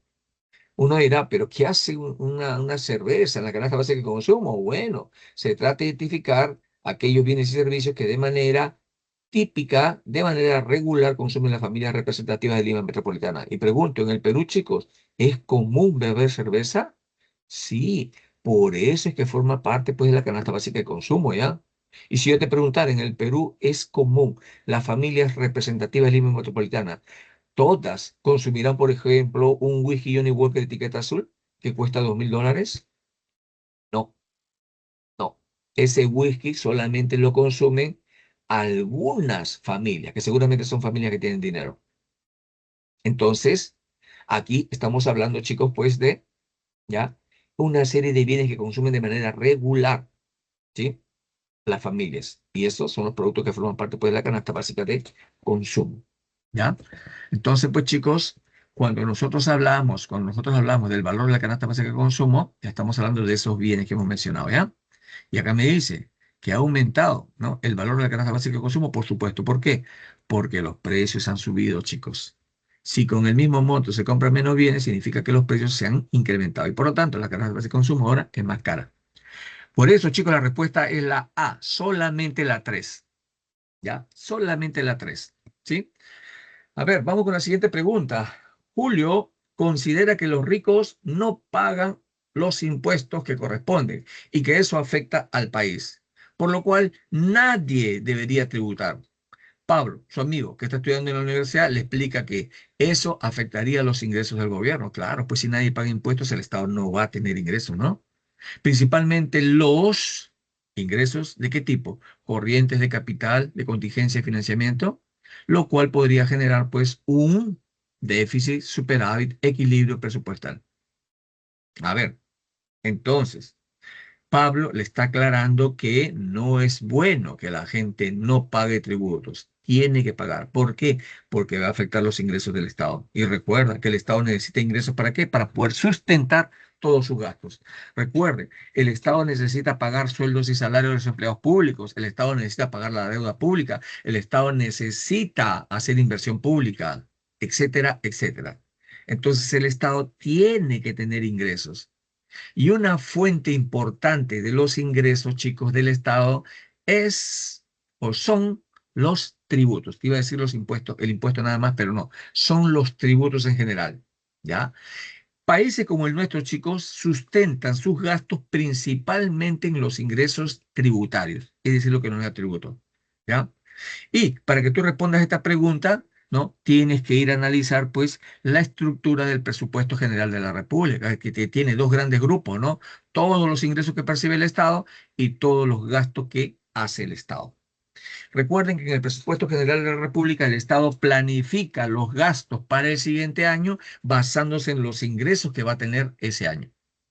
Entonces el Estado pues clasifica todos sus ingresos y todos sus gastos en esta estructura del presupuesto general de la República. Y si observarás acá en la primera cuenta, ingresos corrientes, ahí aparecen los ingresos tributarios. Aparecen los ingresos tributarios. Países como nuestros, repito chicos, ya dependen mucho de los ingresos tributarios. Entonces si le quitas esto, le está quitando lo más importante que tiene el Estado como recaudación. Si le quitas los ingresos tributarios, porque así lo describe pues el enunciado, ¿ya? Entonces el Estado pues, ¿ya? No va a tener dinero. No va a tener dinero, ¿ya? Entonces, como dice la pregunta, pues Pablo le explica, ¿no? Que eso afectaría los ingresos del gobierno, principalmente los ingresos de qué tipo, los ingresos corrientes. Entonces podría ser la A o podría ser la C. Y luego dice, lo que podría generar ¿qué? Un déficit presupuestal o un superávit presupuestal. ¿Ya? Recuerden los resultados del presupuesto general de la República, ¿ya? Son tres. Cuando tenemos más ingresos que los gastos que vamos a hacer, entonces nos sobra dinero. ¿Y eso cómo se le conoce? Superávit del presupuesto de la República. En cambio, cuando vamos a gastar más de lo que vamos a tener como ingresos, a eso se le conoce como déficit. Nos falta dinero. Nos falta dinero. ¿Ya? Entonces, como dice Pablo acá, si eliminamos los tributos, el Estado no va a tener esto, por lo tanto, no va a tener en qué gastar. ¿Ya? No va a tener, perdón, dinero con qué gastar, mejor dicho. No va a tener dinero con qué gastar. ¿No? ¿Y eso qué es lo que provoca? ¿Ah? Que pues los gastos sean superiores a los ingresos. ¿Y a eso cómo se le conoce? Se le conoce pues como un déficit, ¿ya? Se le conoce como un déficit, ¿no? Entonces, chicos, aquí está la explicación, ¿no? Los impuestos constituyen la principal fuente de ingresos corrientes que tiene el Estado, ya que financian el gasto regular del gobierno. ¿Qué es lo que tienen que pagar el Estado? Educación, salud, seguridad, sueldos públicos, etcétera, ¿no? Si las personas dejan de tributar, entonces van a disminuir los ingresos corrientes, los ingresos tributarios, ¿no? Y si el gasto se mantiene y los ingresos caen, ¿no? Se va a generar ¿qué? Un déficit presupuestal. Por eso, chicos, que la respuesta es la A, ¿ya? ¿Tienen alguna pregunta, chicos? Vamos con la siguiente. Debido a la inseguridad ciudadana y el incremento de la criminalidad, el presidente anunció la creación de más cárceles. Por ejemplo, la reapertura del frontón. Asimismo, se incrementará el número de efectivos patrullando en las calles, por lo cual se contratará personal administrativo para las comisarías, con la finalidad de disponer de un mayor número de policías en patrullaje. Si bien es cierto, estas medidas ayudarán a combatir la delincuencia, para el presupuesto general de la República conlleva un incremento respectivamente del gasto, ¿de qué tipo, no? Respectivamente, del gasto corriente y servicios de la deuda, del gasto de capital y de financiamiento, del gasto por transferencias y de capital, del gasto de capital corriente o del gasto corriente y de capital. ¿Cuál es? Nuevamente tenemos que retornar pues a la estructura del presupuesto general de la República, ¿no? Y observar pues los gastos, ¿no? Primero, el Estado va a gastar más para crear cárceles, por ejemplo, va a reabrir el frontón, allá en la isla del frontón, ¿no? Y para construir cárceles, el Estado pues tiene que utilizar un gasto. Y ese gasto se va a registrar en esta cuenta que se llama gasto de capital. ¿Qué es lo que encontramos nosotros en el gasto de capital? ¿Ah? Los gastos que el Estado hace en su patrimonio. Por ejemplo, construir un puerto, un aeropuerto, un colegio, un hospital. Eso es un patrimonio del Estado. Por lo tanto, el Estado tiene que hacer gastos de capital para tener más patrimonio. ¿Sí? Entonces, tener la cárcel, construir la cárcel, chicos, ¿ya? Eso significa pues un gasto de capital. Pero luego el enunciado me dice, ¿no? El enunciado me dice que también se contratará personal administrativo para las comisarías, para disponer de un mayor número de policías. Entonces hay que pagarle los sueldos y salarios, ¿no? Hay que pagarle los salarios a este personal administrativo, ¿sí? ¿Y dónde se contempla? ¿En qué cuenta se contempla, chicos, el pago ya de sueldos del nuevo policía, por ejemplo? Eso está aquí en gastos corrientes. Por eso dice ahí, aquí en los gastos corrientes se especifica que los salarios públicos, se especifica el consumo de bienes y servicios, se especifica que los gastos provisionales o las transferencias, ¿ya? Entonces, chicos, como la pregunta dice, conllevan un incremento respectivamente del gasto primero de capital. ¿Por qué? Porque va a construir la cárcel. Y luego un gasto corriente que hace referencia, pues, justamente al pago de salario de los policías y trabajadores que va a contratar. ¿Ya? Muy bien, chicos, por eso que la respuesta acá es la D. La respuesta es la D. A ver, vamos con la siguiente. El Ministerio de Educación, Minedu, realizó varios gastos durante el año fiscal, entre los cuales están la construcción de nuevas escuelas rurales, el incremento de salarios a los docentes, la compra de útiles y materiales educativos. Señale cuál de estos ingresos clasifican como un gasto corriente. Nuevamente, estructura del presupuesto general de la República, ¿no? Y tenemos que entrar a ver, pues, los gastos corrientes, salarios públicos, consumo de bienes y servicios, gastos previsionales, transferencias, ¿no? Entonces, chicos, a ver, la construcción de nuevas escuelas rurales. ¿M? La construcción de nuevas escuelas rurales, ¿sí? ¿Cómo se clasifica dentro del gasto corriente? La construcción. ¿Estará en el gasto corriente? No. Recuerden, chicos, que la construcción de escuelas, eso forma parte de gastos de capital. Por eso que la primera no entra acá. ¿Ya? No entra. Segundo, el incremento de salarios de los docentes. Claro, ¿no? Pagar los salarios significa un gasto corriente, salarios de los empleados públicos, ¿no? Y tercero, la compra de útiles y materiales. Eso también está acá y justamente aparece como consumo de bienes y servicios, ¿sí? Entonces, dentro, ¿no?, de los gastos pues, que desarrolla en este caso el Ministerio de Educación, pues ya caen dentro de los gastos corrientes, como dice acá, ya el incremento de salarios y la compra de útiles y materiales educativos, ¿ya? Por eso, chicos, que la respuesta es la D. Solamente la 2 y la 3 ya forman parte de los gastos corrientes, ¿sí? ¿Qué dice la 8? En la República Independiente de las Petunias, los habitantes consideran que adquirir trenes de segunda es un gasto muy importante, ya que el país no cuenta con los medios de transporte necesarios. Para financiar esto, el gobierno de dicho país ha propuesto privatizar la empresa pública de petróleo, llamada Petrolechón. De producirse lo señalado, ¿qué gastos e ingresos se estarían produciendo? ¿Ah? ¿Qué gastos e ingresos se estarían produciendo? Es lo que mencioné, ¿no? A ver. A ver, primero, el gasto en trenes, ¿ah? ¿Qué tipo de gasto será si lo analizas en la estructura del presupuesto general de la República? ¿Qué son los trenes, chicos? ¿Ah? ¿Serán gastos corrientes o serán gastos de capital? Son gastos de capital, ¿ya? Son gastos de capital, ¿sí? Y recuerden que el Estado o el Ministerio de Educación lo hace porque no hace cuenta con medio de transportes. Eso es lo que dice el enunciado, ¿ya? Luego dice, ¿no? El Estado va a privatizar la empresa del petróleo. Una empresa que antes pertenecía al Estado, ahora se le va a vender un tercero. Eso es privatizar. Eso es privatizar, ¿no?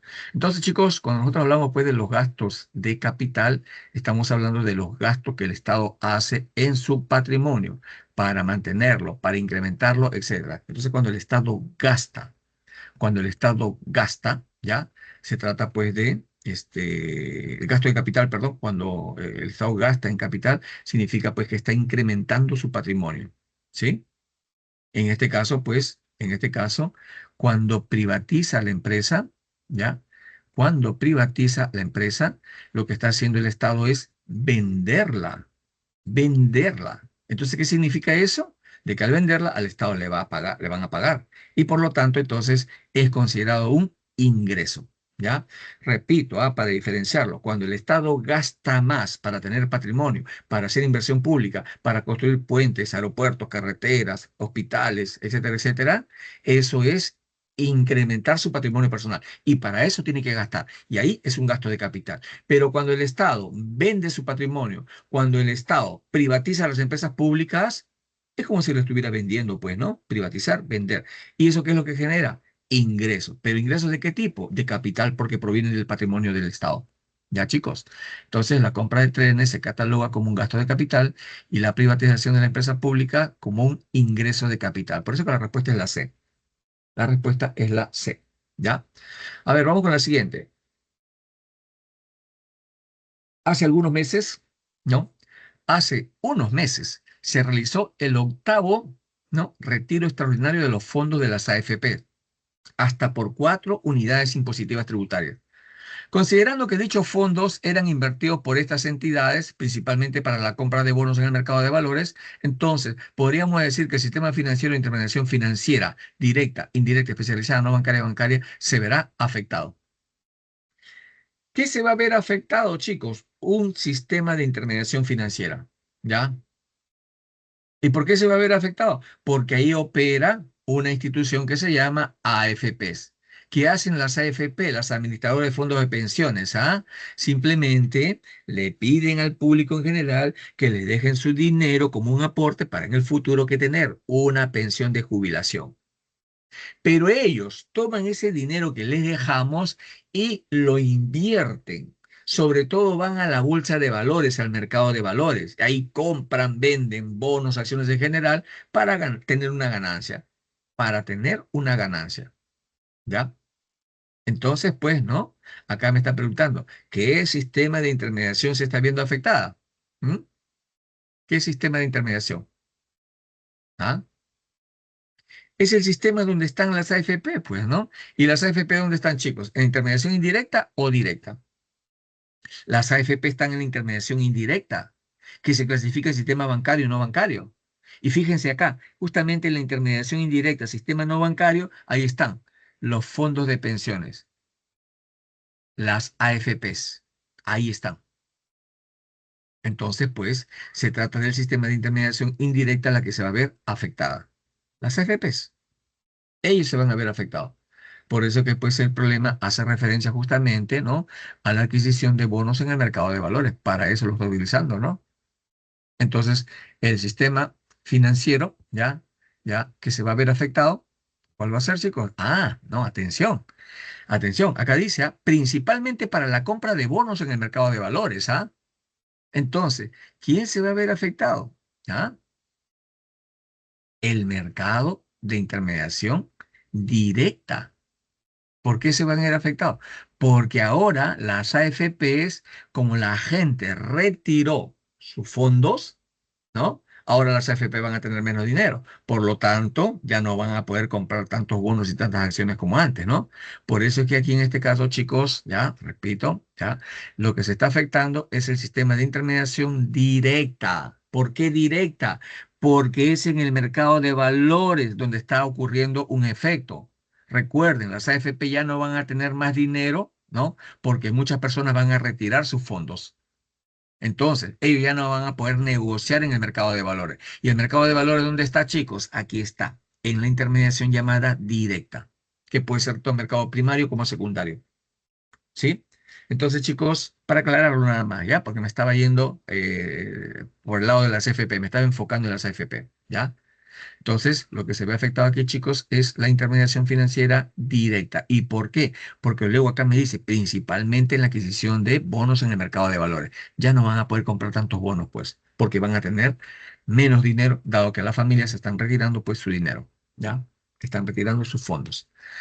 A ver, chicos, vamos con la pregunta 10, ¿ya? José, luego de varios años de trabajar en una empresa de muebles, recibe el pago de su CTS. Para no gastarse el dinero, decide colocarlo en una cuenta de ahorros en el banco de su ciudad natal, el cual le ofrece una tasa activa, pasiva, de encaje legal del 3% anual. Y como adicional, se le otorga la posibilidad de obtener un préstamo con una tasa pasiva, activa, etcétera, ¿no? Del 5% mensual.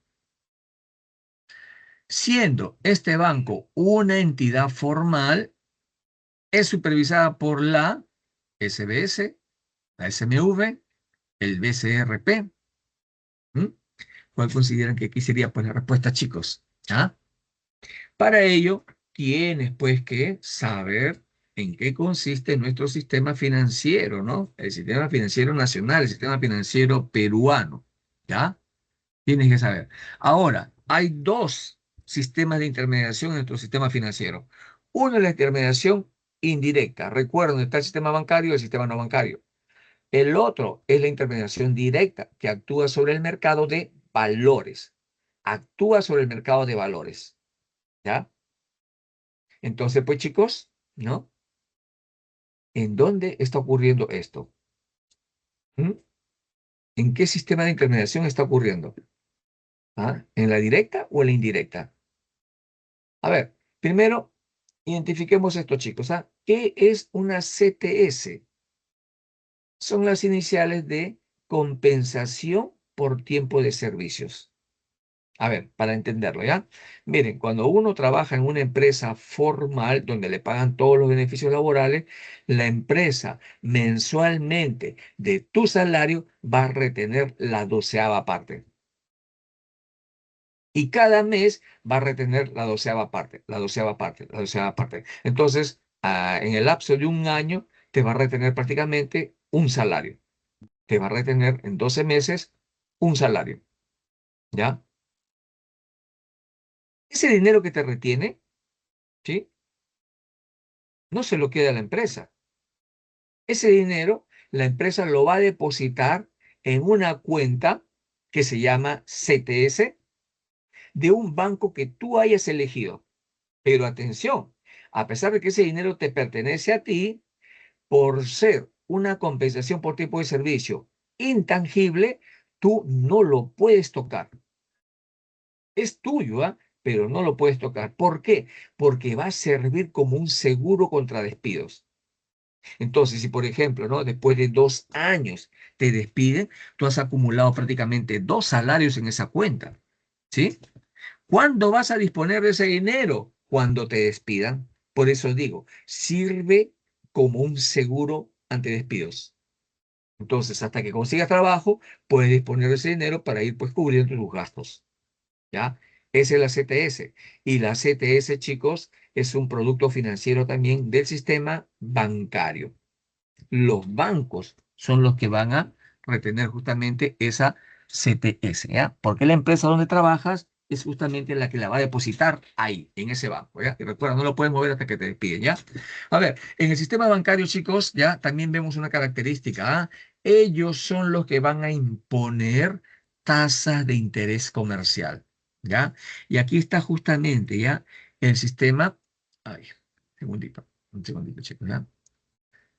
Aquí está justamente, chicos, el sistema financiero del Perú y la intermediación indirecta. Aquí está. Fíjense, ¿ah? El intermediario indirecto, imagínate acá un banco. ¿Qué es lo que va a hacer? ¿Ah? Va a captar los excedentes de liquidez del agente superavitario a través de operaciones de captación que se llaman operaciones pasivas. Y acá aparecen los productos financieros con los cuales van a captar tus excedentes de liquidez. Entonces, van a captar depósitos, van a captar cuentas de ahorro, van a captar débitos de cuenta corriente, van a captar depósitos a plazo, van a captar CTS, ¿ya? Y luego ese dinero que ellos han acumulado se los van a ceder a los agentes deficitarios, que son los que necesitan liquidez, ¿sí? A través de operaciones de crédito, que se llaman operaciones activas. ¿Con qué producto financiero? Préstamos, créditos de cuenta corriente, sobregiro, descuentos, etcétera, etcétera. Y por supuesto, ¿ah? Cuando, cuando el superavitario le deja su dinero al banco, va a esperar que el banco le pague un interés en el tiempo. Y por supuesto, cuando el intermediario le presta el dinero al deficitario, va a esperar que el deficitario, además del dinero que le prestó, le devuelva también un interés activo. ¿Qué es el interés pasivo, chicos? Es el interés que los bancos le pagan a los superavitarios cuando dejan su dinero y se caracteriza por ser un interés bajo. Si tú dejas, por ejemplo, tu dinero en forma de ahorros en el banco de crédito, te van a pagar menos del 1% anual. Bien poquito. Pero se le llama pasivo, chicos, ¿por qué? Porque este superavitario no puede determinar este interés que le gustaría que le paguen. No, ¿quién lo define? El intermediario indirecto, el banco. ¿Ya? ¿Por qué este interés se llama activo? Porque lo define el banco. Y normalmente este interés, cuando nos prestan dinero, es más alto. A ver, repito acá, el banco de crédito, tú le dejas tu dinero, no te paga ni el 1% anual. Ya, que sea 1% anual que te pague. Pero cuando tú mismo vas y le pides dinero prestado al banco, te va a cobrar aproximadamente 20, 30, 40% de tasa de interés, un interés activo que se le llama. Entonces calcula, ¿no? Lo que ellos ganan, 40%. Lo que ellos te pagan, 1%. 39% de rentabilidad. Es la diferencia. Interés activo menos interés pasivo, menos interés pasivo. A eso se le conocen en el error financiero, chicos, como spread financiero. Y determina la rentabilidad que va a obtener el banco en este caso. Que en el caso del Perú y a nivel de Latinoamérica es uno de los más altos que hay. Es uno de los más altos, ¿ya? Ahora, quiero simplemente ahondar en esto, chicos, ¿ah? Solamente en el sistema de intermediación indirecta es donde se cobran tasas de interés. Interés comercial se le llama, ¿no? Entonces acá dice, ¿no? Para no gastarse el dinero, José decide colocarlo en una cuenta de ahorros en el banco de su ciudad natal. Le va a dar su dinero al banco y lo va a hacer a través de un producto financiero que se llama ahorros, ahí lo dice, ¿ah? Y por ese dinero, ¿no? El banco le ofrece una tasa del 3% anual. ¿Pero qué tasa será? Si es el dinero que ofrece el banco a pagar a los superavitarios, es una tasa de interés pasiva. Entonces, activa no, pasiva sí, puede ser la C o puede ser la E. La primera opción es pasiva. Y luego dice, ¿no? Y como adicional, se le va a otorgar pues la posibilidad de obtener un préstamo a una tasa de 5%. Cuando tú vas por un préstamo al banco, te cobran una tasa de interés de qué tipo? Activa. Entonces la segunda opción es activa. Sería entonces la C o la E. Sigue siendo activa, ¿no? Cualquiera de las dos. Pero luego dice, ¿no? Siendo este banco una entidad formal, se aclaran en decirte pues acá que se trata de un banco formal, porque hay entidades informales que también te pueden prestar dinero y hay que tener bastante cuidado ahí. Entonces, este banco va a ser supervisado por ¿quién, ah? ¿Quién supervisa a los bancos, chicos, ah? ¿Cómo se llama esa institución que supervisa la banca? En general, chicos, esta institución que supervisa al sistema de intermediación indirecta se le llama la Superintendencia de Banca y Seguros y AFPs, la SBS. Ellos van a supervisar el sistema de intermediación indirecta y justamente está aquí, justamente lo tengo ahí abajito, ¿ya? El sistema de intermediación indirecta, ¿sí? Entonces, chicos, tasa por colocar dinero en una cuenta de ahorros, tasa pasiva. Tasa por otorgar un préstamo por parte del banco es una tasa activa. La entidad que supervisa al sistema de intermediación indirecta se llama Superintendencia de Banca y Seguros, ¿no? Y si te das cuenta, acá está bajito. SBS va a supervisar al sistema de intermediación indirecta, ¿ya? Entonces, chicos, por ello la respuesta pues es la E. La E. Chicos, una pregunta, por favor. ¿Alguna pregunta? Si no, continuamos. ¿Ya? A ver, vamos con la pregunta 11. ¿Qué dice? Sobre el sistema financiero, señale las proposiciones correctas. A ver, rápidamente. Sistema financiero peruano tiene dos sistemas de intermediación. El sistema de intermediación indirecta, donde hay un intermediario indirecto que tiene un poder, que tiene un papel preponderante. El intermediario indirecto va a estar entre el superavitario y el deficitario. Y en este sistema de intermediación indirecta encontramos al sistema bancario compuesto por la banca, los bancos que nosotros conocemos de manera común. Por ejemplo, ahí vamos a encontrar la banca comercial, que puede ser el Banco de Crédito, el BBVA, Scotiabank, Interbank. Son los cuatro bancos más importantes, pero hay otros, Hay otros, ¿sí?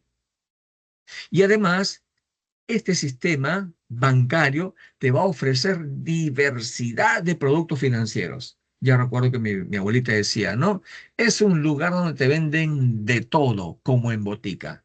Y es que antes, chicos, las boticas, las farmacias, no solamente nos vendían medicinas, te vendían bazar, te vendían alimentos, etcétera, etcétera, ¿ya? Te vendían de todo, ¿no? Lo mismo pasa en un banco, ¿ah? En el sistema bancario, chicos, te ofrecen diversidad de productos financieros. Por ejemplo, ahorro es un producto financiero. Cuenta corriente es otro producto financiero. Débito en cuenta corriente es otro producto financiero. Fondos mutuos, depósitos a plazo fijo, la CTS, ¿no? Todos ellos son productos financieros, ¿no? Todos son productos financieros. Te ofrecen diversidad, repito, de productos financieros en el sistema bancario. Y en el sistema no bancario te ofrecen uno o dos productos financieros. Y eso es lo que la diferencia del sistema bancario y no bancario, ¿va? La cantidad de productos financieros que nos ofrecen. La cantidad. En cambio, repito, en el sistema no bancario te ofrecen uno o dos productos financieros. Por ejemplo, en el sistema no bancario están las compañías de seguro. ¿Qué nos venden las compañías de seguro, chicos? ¿Qué productos financieros nos venden? Nos venden solamente uno. ¿Cómo se le llama? Póliza de seguro. Por ejemplo, el SOAT, ¿no? El seguro obligatorio contra accidente de tránsito. Es una póliza. ¿Para qué adquieren este SOAT las personas que tengan vehículos a motor? por si tuvieran un accidente, con ese seguro que están pagando, se pueden atender rápidamente en una clínica privada. No quieren ir a morir a los hospitales del Estado. La cuenta, ¿no? Para eso pagan. Ahora pregunto, ¿una persona que compra un SOAT, lo compra sabiendo que va a tener un accidente o es una probabilidad? Es una probabilidad que ocurra el accidente. Por supuesto que no quiere accidentarse, ¿no? Pero puede ocurrir. Hay una probabilidad. Entonces, ahí está el negocio de las compañías de seguro, ¿ah? Venden un montón de seguros, pero solamente algunos seguros se van a aplicar. Por ejemplo, si una persona se accidenta en el auto, ¿ya? No solamente para la persona que maneja el auto, sino también la persona accidentada, de repente algún atropellado, ¿sí? Y se pueden atender, repito, rápidamente en una clínica privada. Entonces, eso es lo único que te venden las compañías de seguro. Nada más. Así ganan dinero. ¿Qué nos venden las AFP, chicos? ¿Ah? ¿Qué nos dicen? Déjame tu dinero para que en el futuro tengas una pensión de jubilación. Y obviamente ese dinero lo utilizan para invertir en la bolsa de valores y ganar dinero a partir de ello. Así lo hacen. Eso nada más es lo que te venden. ¿Has escuchado de las cajas rurales? ¿Ah? ¿Has escuchado de las cajas municipales? Las cooperativas de ahorro y crédito. ¿Qué es lo que nos venden ellos? ¿Ah? ¿O qué es lo que hacen? Se dedican a un solo producto. ¿Ellos qué es lo que hacen? ¿Ah? Captan los excedentes de liquidez del público en general, ¿ya? Y luego ese dinero lo van a utilizar solamente para prestarlo. Es lo único que hacen, ¿ya? Entonces, es el sistema de intermediación indirecta. Y el otro, el sistema de intermediación directa, chicos, ¿ah? ¿Qué es lo que hace? ¿Ah? Se da pues en el mercado de valores. Se da en el mercado de valores. ¿Sí? ¿Y qué es lo que se intercambia en el mercado de valores, chicos? ¿Ah? ¿Qué es lo que se compra-vende en la bolsa de valores? ¿Ah? ¿Qué es lo que se vende? Bonos, acciones, títulos, valores en general, chicos. Es lo único que se intercambia ahí. Y ojo, ahí aparece un intermediario directo. Ese intermediario tiene un papel menos preponderante. Ese intermediario directo no va a imponer intereses. No hay intereses en el mercado de valores. Lo que se cobra son comisiones. ¿Sí? Son comisiones lo que se cobra ahí. ¿Ya? Entonces, ahí están los dos grandes grupos. La intermediación indirecta, sistema bancario y no bancario, y la intervención directa, el mercado de valores. ¿Ya? Ahí está en resumidas cuentas, chicos. Ahí está en resumidas cuentas el sistema financiero. ¿Ya? A ver, vamos con la primera proposición que dice, en el sector bancario, ejemplos de intermediación indirecta son el Banco de la Nación, el BCP y el Banco Central de Reserva del Perú. ¿Ah? Sí, ¿no? ¿O no? El Banco de la Nación sí forma parte del sistema de intermediación indirecta y forma parte del sistema bancario. Lo mismo el Banco de Crédito del Perú. ¿Y el BCR, chicos? ¿El Banco Central de Reserva? ¿Mm? ¿Formará parte de la intermediación indirecta? ¿Formará parte del sistema bancario? Es un banco. Ojo, pero no es cualquier banco. El Banco Central de Reserva es la autoridad monetaria. Es la que se encarga de definir y aplicar las políticas monetarias. Son ellos los que van a gestionar nuestras reservas internacionales, nuestra riqueza que tenemos en la Reserva Federal de los Estados Unidos. Entonces el BCR está de más ahí. No es intermediación indirecta el BCR, ¿ah? Por eso que la primera, chicos, ya es falso. La primera no es correcta. ¿Por qué? Porque está el BCR ahí. Pero sí, en la intermediación indirecta sí está el Banco de la Nación y sí está el Banco de Crédito. Segundo, chicos, cuando un inversionista desea adquirir acciones, ¿debe participar en el mercado financiero directo? Ya lo dijimos, ¿no? Intermediación indirecta, sistema bancario y no bancario. Intermediación directa, el mercado de valores. ¿Ya? Entonces, cuando alguien quiere comprar acciones, esas acciones solamente se transan, se intercambian, repito, en el mercado de valores, la Bolsa de Valores de Lima. Por eso es que la segunda es correcta. ¿Ya? Por eso es que la segunda es correcta. ¿Sí? Tercero, ejemplos de bonos que se transan en el mercado secundario son lo que el gobierno dio a las familias en tiempos de pandemia. A ver, voy a retroceder un poquito hasta llegar a esta imagen de acá. Caramba, se me pasó.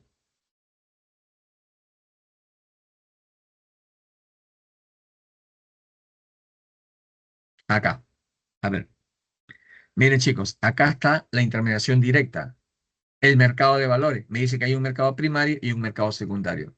¿Qué es lo que ocurre en el mercado primario, chicos? ¿Ah?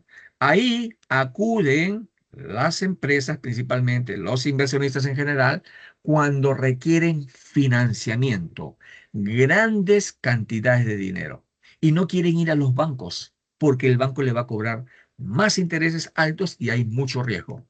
Entonces ellos deciden ir al mercado de valores.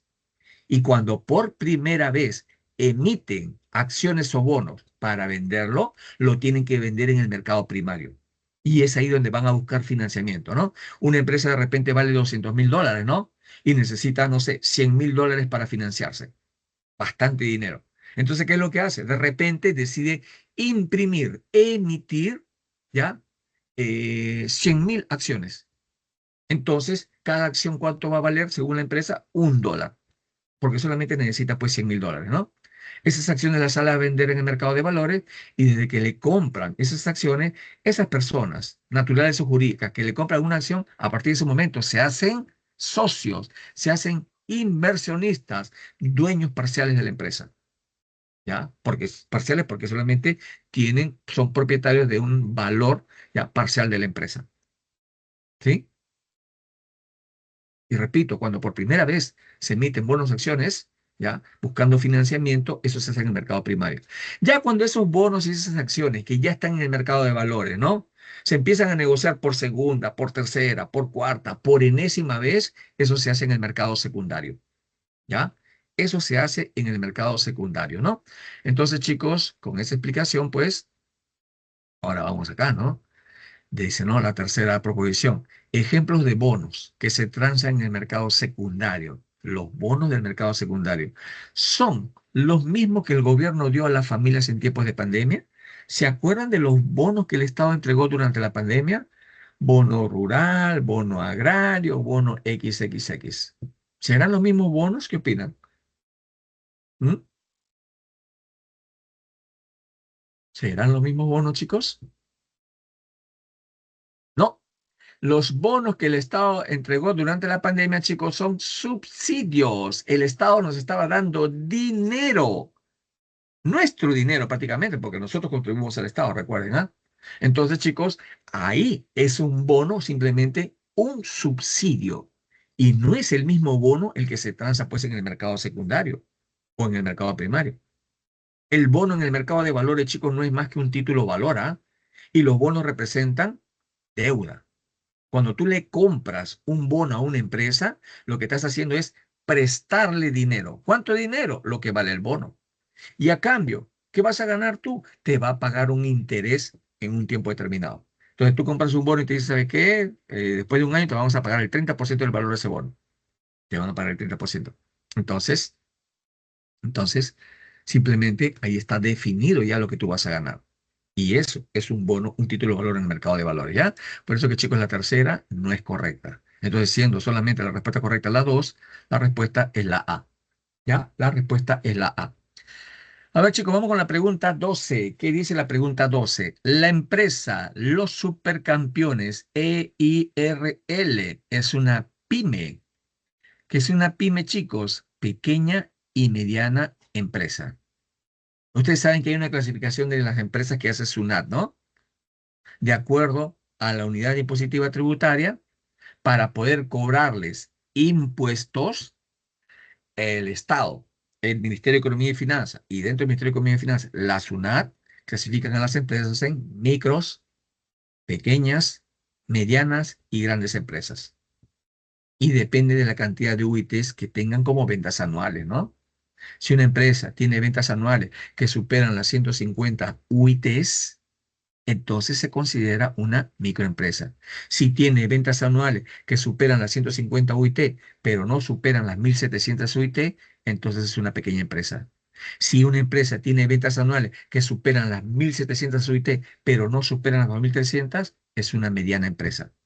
Y si una empresa tiene ventas anuales que superan las 2.300 UIT, es considerada una gran empresa. ¿Y para qué sirve esa clasificación? Para cobrarles impuestos, pues. Si resulta ser una microempresa, le va a cobrar aproximadamente el 22% de impuesto a la renta de tercera categoría. El 22% de impuesto a la renta de tercera categoría. Y si es una gran empresa, le va a cobrar aproximadamente el 29% de impuesto a la renta de tercera categoría. ¿Y ese 29% sobre qué se aplica? Sobre las ventas anuales. Sobre las ventas anuales. ¿Ya? Entonces, chicos, dentro de esta clasificación micro, pequeña, mediana y gran empresa, aparece, pues, ¿no? Las llamadas pymes. ¿Qué significa pymes? Pequeñas y medianas empresas. Es decir, meten en un solo paquete a las pequeñas y a las medianas empresas. Esa es la forma que tiene esta EIRL, ¿ya? También existen las MIPES, ¿ah? ¿Qué significan MIPES? Micro y pequeñas empresas. Micro y pequeñas empresas, ¿ya? Y también es un paquete. También existe MIPYMES, que son micros, pequeñas y medianas empresas. El Estado crea esos términos, chicos, ¿para qué? Porque antes tenía que hacer leyes específicas, por un lado para las micro, por otro lado para las pequeñas, por otro lado para las medianas. Pero habían leyes que se aplicaban a varios tipos de empresas a la vez. Por eso que creó los términos MIPES, pymes, MIPYMES. ¿Ya? Entonces, chicos, volvemos al enunciado. La empresa, los supermercados CIRL, que es una pyme, ¿ya? Desea obtener financiamiento. ¿Para qué? Para construir canchas de fulbito y así ampliar su negocio. Ojo, quiere hacer crecer su negocio. Quiere ganar más dinero. Simplemente lo que él busca como objetivo. Él. ¿Ya? Considerando lo anterior, ¿qué podría recomendarle al dueño de dicha empresa? ¿Emitir bonos y acciones en la Bolsa de Valores de Lima? La pregunta es, chicos, una pyme, una pyme puede negociar, ¿ya? En el mercado de valores, puede negociar bonos y acciones en un mercado de valores. ¿Qué opinan? ¿Mm? ¿O cuáles son las únicas empresas que pueden negociar bonos y acciones en el mercado de valores? La única empresa, chicos, que puede negociar bonos y acciones se llama Sociedad Anónima, ¿ya? Abierta. Esa es. Sociedad Anónima Abierta. El resto no puede negociar títulos, valores, bonos y acciones en el mercado de valores. ¿Ya? A ver, chicos, si ustedes recuerdan, cuando se trató el tema de empresas, se vio tres tipos de clasificación, ¿no? Primero, de acuerdo a lo que la SUNAT indicaba. De acuerdo a lo que la SUNAT indicaba, ¿no? Luego, otra clasificación era por, chicos, ya la propiedad, si eran públicas, si eran privadas. Y luego se hizo una desde el enfoque jurídico, ¿no? Y aquí te voy a mostrar desde el enfoque jurídico cuál es la clasificación de las empresas, ¿no? Ahí está, chicos, ¿ah? Ojo, jurídico se basa en la famosa Ley General de Sociedades, una ley que te describe todos los requisitos que debe cumplir si tú quieres constituir una empresa. Y esa empresa, dependiendo de sus características, va a tomar una forma u otra. De acuerdo a la ley, chicos, solamente hay dos grupos de empresas, ¿ya? Primero las empresas unipersonales y luego las sociedades mercantiles. Unipersonales tienen un solo dueño, ¿ya? Uno solo. Y atención, pueden ser unipersonales o pueden ser EIRL, cualquiera de las dos, empresas unipersonales, ¿ya? Ahora, las sociedades mercantiles pues son diversas, ¿no? Tenemos la sociedad civil ordinaria, sociedad civil de responsabilidad limitada, sociedad colectiva, sociedades en comanditas, sociedad de responsabilidad limitada, sociedad anónima cerrada, sociedad anónima abierta. Chicos, la única empresa que puede negociar bonos y acciones en la bolsa de valores es la sociedad anónima abierta. Pero acá dice que la sociedad anónima cerrada también puede manejar acciones. Atención con esto, ¿ah? La sociedad anónima cerrada solamente emite acciones llamadas nominativas. Se le llama nominativas porque en la acción, en el físico, ya, en el papel, ya tiene que llevar el nombre del socio. Y ese tipo de acciones no se puede negociar en el mercado de valores, ¿ya? Entonces, la única empresa que puede negociar en el mercado de valores bonos y acciones es la sociedad anónima abierta. No hay más. Entonces, chicos, la primera respuesta, la primera opción de respuesta no es, obviamente, ¿ya? No es. ¿Sí? Solamente lo pueden hacer las sociedades anónimas abiertas, pero los supercampeones CIRL es una pyme, no es una sociedad anónima. Es una pequeña y microempresa, ¿ya? Es una pequeña y mediana empresa. A ver, la segunda opción que dice, acudir a una entidad bancaria o no bancaria. Y eso es lo más probable que haga, porque los bancos sí le otorgan, ¿ya? Préstamos a una pequeña y mediana empresa. Sí le otorgan, ¿ya? Ojo, ¿ah? Cuando dicen acá a una entidad bancaria del sistema bancario o una no bancaria del sistema no bancario, significa que pueden ir a los bancos, BCP, BBVA, Scotiabank, etcétera, y una no bancaria como las cajas rurales, las cajas municipales, las cooperativas de ahorro y crédito, ¿ya? Y eso es lo que más probable haga la empresa. Por eso que esa es la respuesta. Pero vamos con la tercera, dice, solicitar un préstamo a COFIDE. ¿Qué es COFIDE? La Corporación Financiera de Desarrollo. Es una institución financiera, no es un banco que le pertenece al Estado, pero que también tiene inversión privada ahí. ¿Qué hace COFIDE? Busca dinero, busca financiamiento. ¿Para qué? Para dárselos, ¿ya? Sobre todo, pues, a las cajas rurales, a las cooperativas de ahorro y crédito, para prestarle. También presta dinero, pues, a las MIPES, a las pymes, ¿ah? A las micro, pequeñas, medianas empresas, también le presta dinero. Pero, ojo, no siempre le va a prestar. ¿Por qué? Porque COFIDE tiene que seguir los lineamientos del Estado y el Estado tiene objetivos que cumplir. Entonces, COFIDE básicamente va a financiar proyectos de desarrollo que tengan un impacto, ¿ya? En el país, porque el Estado busca eso, ¿no? Entonces, no le va a prestar directamente para que construya más canchas de fulbito. No, para eso no le va a prestar. Por eso que la tercera no es, porque podría ser, porque acá me dice sistema no bancario y COFIDE pertenece al sistema no bancario. Pero ojo, ¿ah? COFIDE no presta, sino más que para proyectos de desarrollo, ¿ya? Hacer una solicitud a la SBS no presta dinero, chicos, no es un banco, es una institución reguladora, la Superintendencia de Banca y Seguros CFP. Y firmarle un pagaré al Banco de Crédito del Perú. No, pues, ¿ya? El banco, no, te va si tú le prestas dinero, perdón, si el banco le presta dinero a una pyme, lo que le va a hacer es un contrato, le va a hacer un contrato. No le va a decir, fírmame este pagaré y con eso queda como garantía para yo poder cobrarte más adelante. Chicos, no. El banco se tiene que asegurar, ¿ya? Y le va a hacer firmar un contrato. Le va a hacer firmar un contrato, ¿ya? Entonces, pues, no. Es a través de un pagaré, un contrato, ¿ya?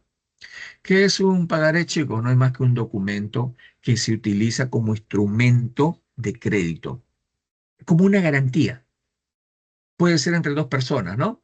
Entonces tú le prestas dinero a una persona y como garantía para que te pague, fírmame este pagaré, ¿no? Entonces, en el pagaré, ¿qué es lo que se pone? Yo, persona tal, en la fecha tal, le estoy cediendo tal cantidad de dinero a la persona tal para ser pagada con cierta tasa de interés en este tiempo. Listo, se firman y ya tiene valor, se convierte en un título valor, que no se puede negociar en el mercado de valores, solamente en el sistema bancario. Ya, a ver, entonces cuando tienes un pagaré, chicos, ¿no? Simplemente es una garantía nada más. Llega el momento de pagar y esa es la garantía que tú tienes para que te pague. Pero así mismo de repente no te puede pagar. Pero ¿sabes qué pasa si no te paga? Tú puedes agarrar ese documento y te lo llevas a una institución que se le llama centrales de riesgo. Puede ser Infocor o puede ser la Cámara de Comercio de Lima. Llegas ahí y le dices, este señor no me ha pagado, acá está la garantía, por favor, póngalo en la lista negra. ¿Qué es la lista negra? Una lista de personas que no han honrado su obligación, pagar sus deudas.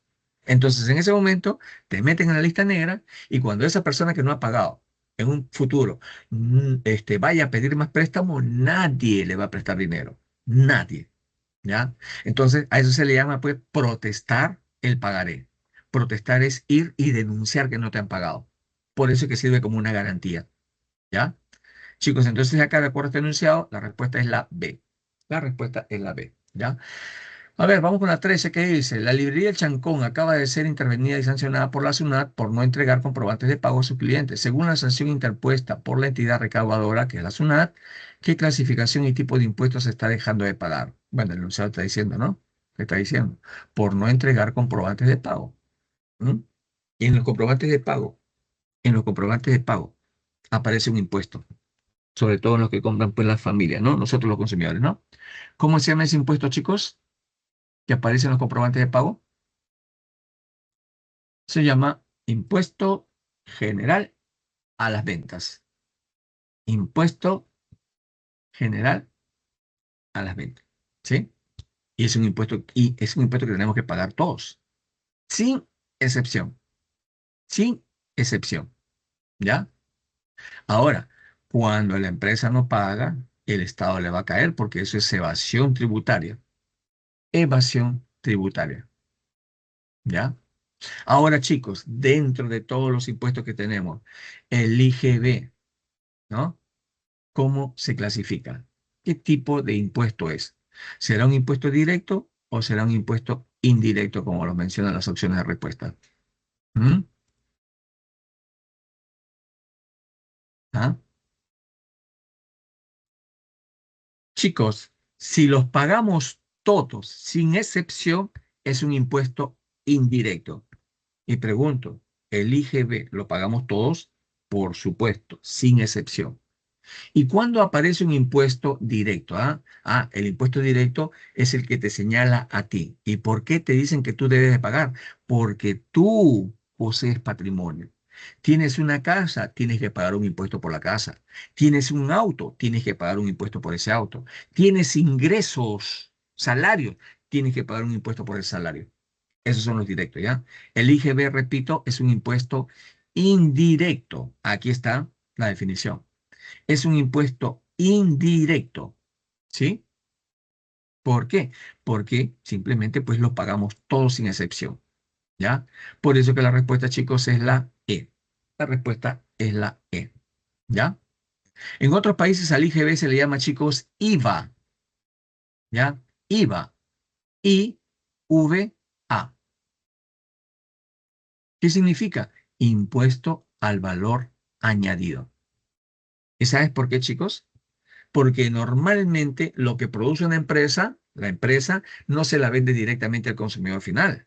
Se lo puede vender un intermediario, ¿no? Se lo puede vender un intermediario. Y el intermediario, cuando lo vaya a vender, lo va a vender a un precio mayor. Él paga un precio, pero él lo va a vender a un precio mayor. Miren, chicos, aquí hay un productor, ¿no? Y el producto para él vale 100 soles. Ahí está su ganancia y todo, ¿sí? Pero cuando lo venda, tiene que agregar el IGB. El 18% de 100, ¿cuánto es? 18. Por lo tanto, el productor lo tiene que vender a 118 soles, ¿ya? Ahora, este productor se lo vende a un distribuidor. Acá está. ¿El distribuidor cuánto tiene que pagar? 118 soles. Pero atención, este distribuidor también le va a agregar un margen, la ganancia que él quiere. Entonces, asumiendo de que le va a agregar 100, entonces ya él no va a cobrarle, no lo va a vender, perdón, a 118, sino que le va a agregar 100 soles de ganancia. Y atención, sobre esos 100 soles que él le ha agregado, se tiene que aplicar el IGB. Entonces, ¿cuánto? ¿A qué precio lo va a vender el distribuidor? A los 118 más los 100 soles más los 18 soles de IGB, 236. ¿Te das cuenta que el IGB ahora en el distribuidor solamente se aplica al valor que el distribuidor le ha añadido? ¿Sí? Ahora, cuando tú vas acá al mayorista, el mayorista paga 236 al distribuidor, pero él también le va a agregar un margen de ganancia. Por ejemplo, le agrega 200, ¿no? Y él tiene que retener el 18% de 200. ¿Cuánto es? 36 soles. Entonces, cuando el mayorista vende su producto, lo va a vender a 236 más 200 más 36, a 472 soles. Y luego viene ya el consumidor final, nosotros, ¿no? Que terminamos pagando 472. ¿Por qué le llaman IVA en otro país a lo que nosotros llamamos IGB, el impuesto al valor añadido? Es decir, es un impuesto que se va agregando solamente al valor añadido. ¿Se dan cuenta, no? Solamente al valor añadido. Por eso es que también se le llama pues IVA, chicos, ¿ya? A ver, vamos con la 14. ¿Qué dice? Los postulantes de la universidad realizarán un pago para dar el examen de admisión. Asimismo, cuando ya sean estudiantes universitarios, pagarán un monto para recibir el carnet universitario. Los pagos mencionados corresponden al tributo denominado impuesto indirecto, contribución, tasa, impuesto directo o arancel. Y específicamente es un o una IGB, UNP, derecho, licencia, derecho. ¿ya? Chicos, ¿ya? Los tributos se diferencian. Son tres nada más los tipos de tributos, ¿ya? Impuestos, contribuciones y tasas. ¿Y en qué se diferencia? En la contraprestación. Es decir, tú le pagas un tributo al Estado y esperarás que el Estado te devuelva algo por pagar eso, ¿no? Entonces, los impuestos, las contribuciones y las tasas se van a diferenciar con la contraprestación. Cuando tú le pagas un impuesto al Estado, el Estado no te va a dar ninguna contraprestación, no te va a devolver nada a ti por haber pagado un impuesto. Oye, entonces, ¿para qué pago mis impuestos? El Estado, ¿qué me va a decir? Tú te vas a beneficiar, pero de manera indirecta, no directa. ¿Así y cómo? Ah, yo voy a construir puertos, aeropuertos, colegios, hospitales, carreteras, y tú te vas a beneficiar de eso. Oye, necesito un puente ahorita cerca de mi casa, ¿no? No, no, no, no, no te lo voy a dar ahorita, te la voy a dar en el futuro. Entonces, en los impuestos no hay contraprestación, no hay contraprestación directa, ¿ya? Y si hay indirecta, es en el futuro. En cambio, en la contribución, chicos, ¿ya? Cuando uno paga una contribución, sí tiene contraprestación directa. Yo pago una contribución y yo me beneficio. ¿Y me beneficio de manera inmediata? No, en el futuro. En cambio, las tasas, chicos, sí tienen una contraprestación directa y además inmediata o casi inmediata. Tú pagas una tasa y tú te vas a beneficiar directamente, repito, inmediatamente o casi inmediata. ¿Ya? Y aquí están las tasas, chicos. Las tasas pueden ser de tres tipos: arbitrios, derechos o licencia. Arbitrio es cuando pagamos pues por repente la limpieza pública, el mantenimiento de parques y jardines o serenazgo. Los derechos, cuando yo quiero hacer uso, aprovechamiento de un bien público. Tú quieres estudiar en la Universidad Pública de San Marcos, donde no vas a pagar pensiones de educación. Pero para poder ingresar a San Marcos, tienes que pagar tu derecho para dar tu examen. Nada más. Tú te beneficias. ¿Por qué? Porque tú vas a tener la oportunidad de dar tu examen para ingresar. Ese es un derecho. Y lo mismo puede ser obtener tu DNI o el Registro Nacional de Proveedores, ¿ya? Entonces, chicos, acá claramente te está diciendo, ¿no? ¿Ya? Para dar tu examen de admisión es un derecho. Y también cuando seas estudiante tienes que pagar, creo que es alrededor de 17 soles actualmente por tu carnet universitario para pagar medio pasaje, ¿no? Y también es un derecho, ¿ya? Entonces, los pagos mencionados corresponden al tributo denominado, chicos, tributo denominado tasa. Y específicamente dentro de las tasas es un derecho, ¿sí? Por eso que la respuesta es la C, chicos, ¿ya? La C. Ahora vamos con la última. Respecto al sistema tributario, señale cuáles son los enunciados correctos. ¿Los tributos se dividen en arbitrios, derechos y licencias? No, se dividen en impuestos, contribuciones y tasas. La primera, pues, es falso, ¿ya? A ver, lo segundo, ¿no? Ejemplos de contribuciones son las realizadas a la ONP y a ESALUD. Así es, aquí están las contribuciones, pueden ser de mejora, exacciones para fiscales y otras. Y aquí está ESALUD y la ONP. Son exacciones para fiscales y son contribuciones, ¿ya? Y tercero, chicos, de los impuestos indirectos, el que más recauda es el impuesto a la renta. Chicos, los impuestos indirectos, y acá están, es el IGB, el impuesto selectivo al consumo y los aranceles. El impuesto a la renta es un impuesto directo, ¿ya? Por eso es que la última, chicos, es incorrecta. Y además, el impuesto donde el Estado recauda más es en el impuesto general a las ventas, ¿ya? El segundo impuesto donde el Estado recauda más es en el impuesto a la renta, pero de tercera categoría. Por eso, chicos, que la respuesta acá es la A. Solamente la 2 es correcta, ¿ya? Bien, chicos, aquí están las claves. Aquí están las claves. Por favor, tómenle pues captura de pantalla ya para poder pues culminar con la clase, ¿ya? Y chicos, a ver, ¿tendrán alguna pregunta? No lo sé. A ver, antes de despedirme, ¿ah? ¿Ah? ¿Alguna pregunta? ¿Todo bien, chicos? Bien, entonces, chicos, por favor, ya ahí nos estamos quedando, ¿sí? Y será pues hasta otra oportunidad. Cuídense mucho, chicos. Nos vemos. Chao.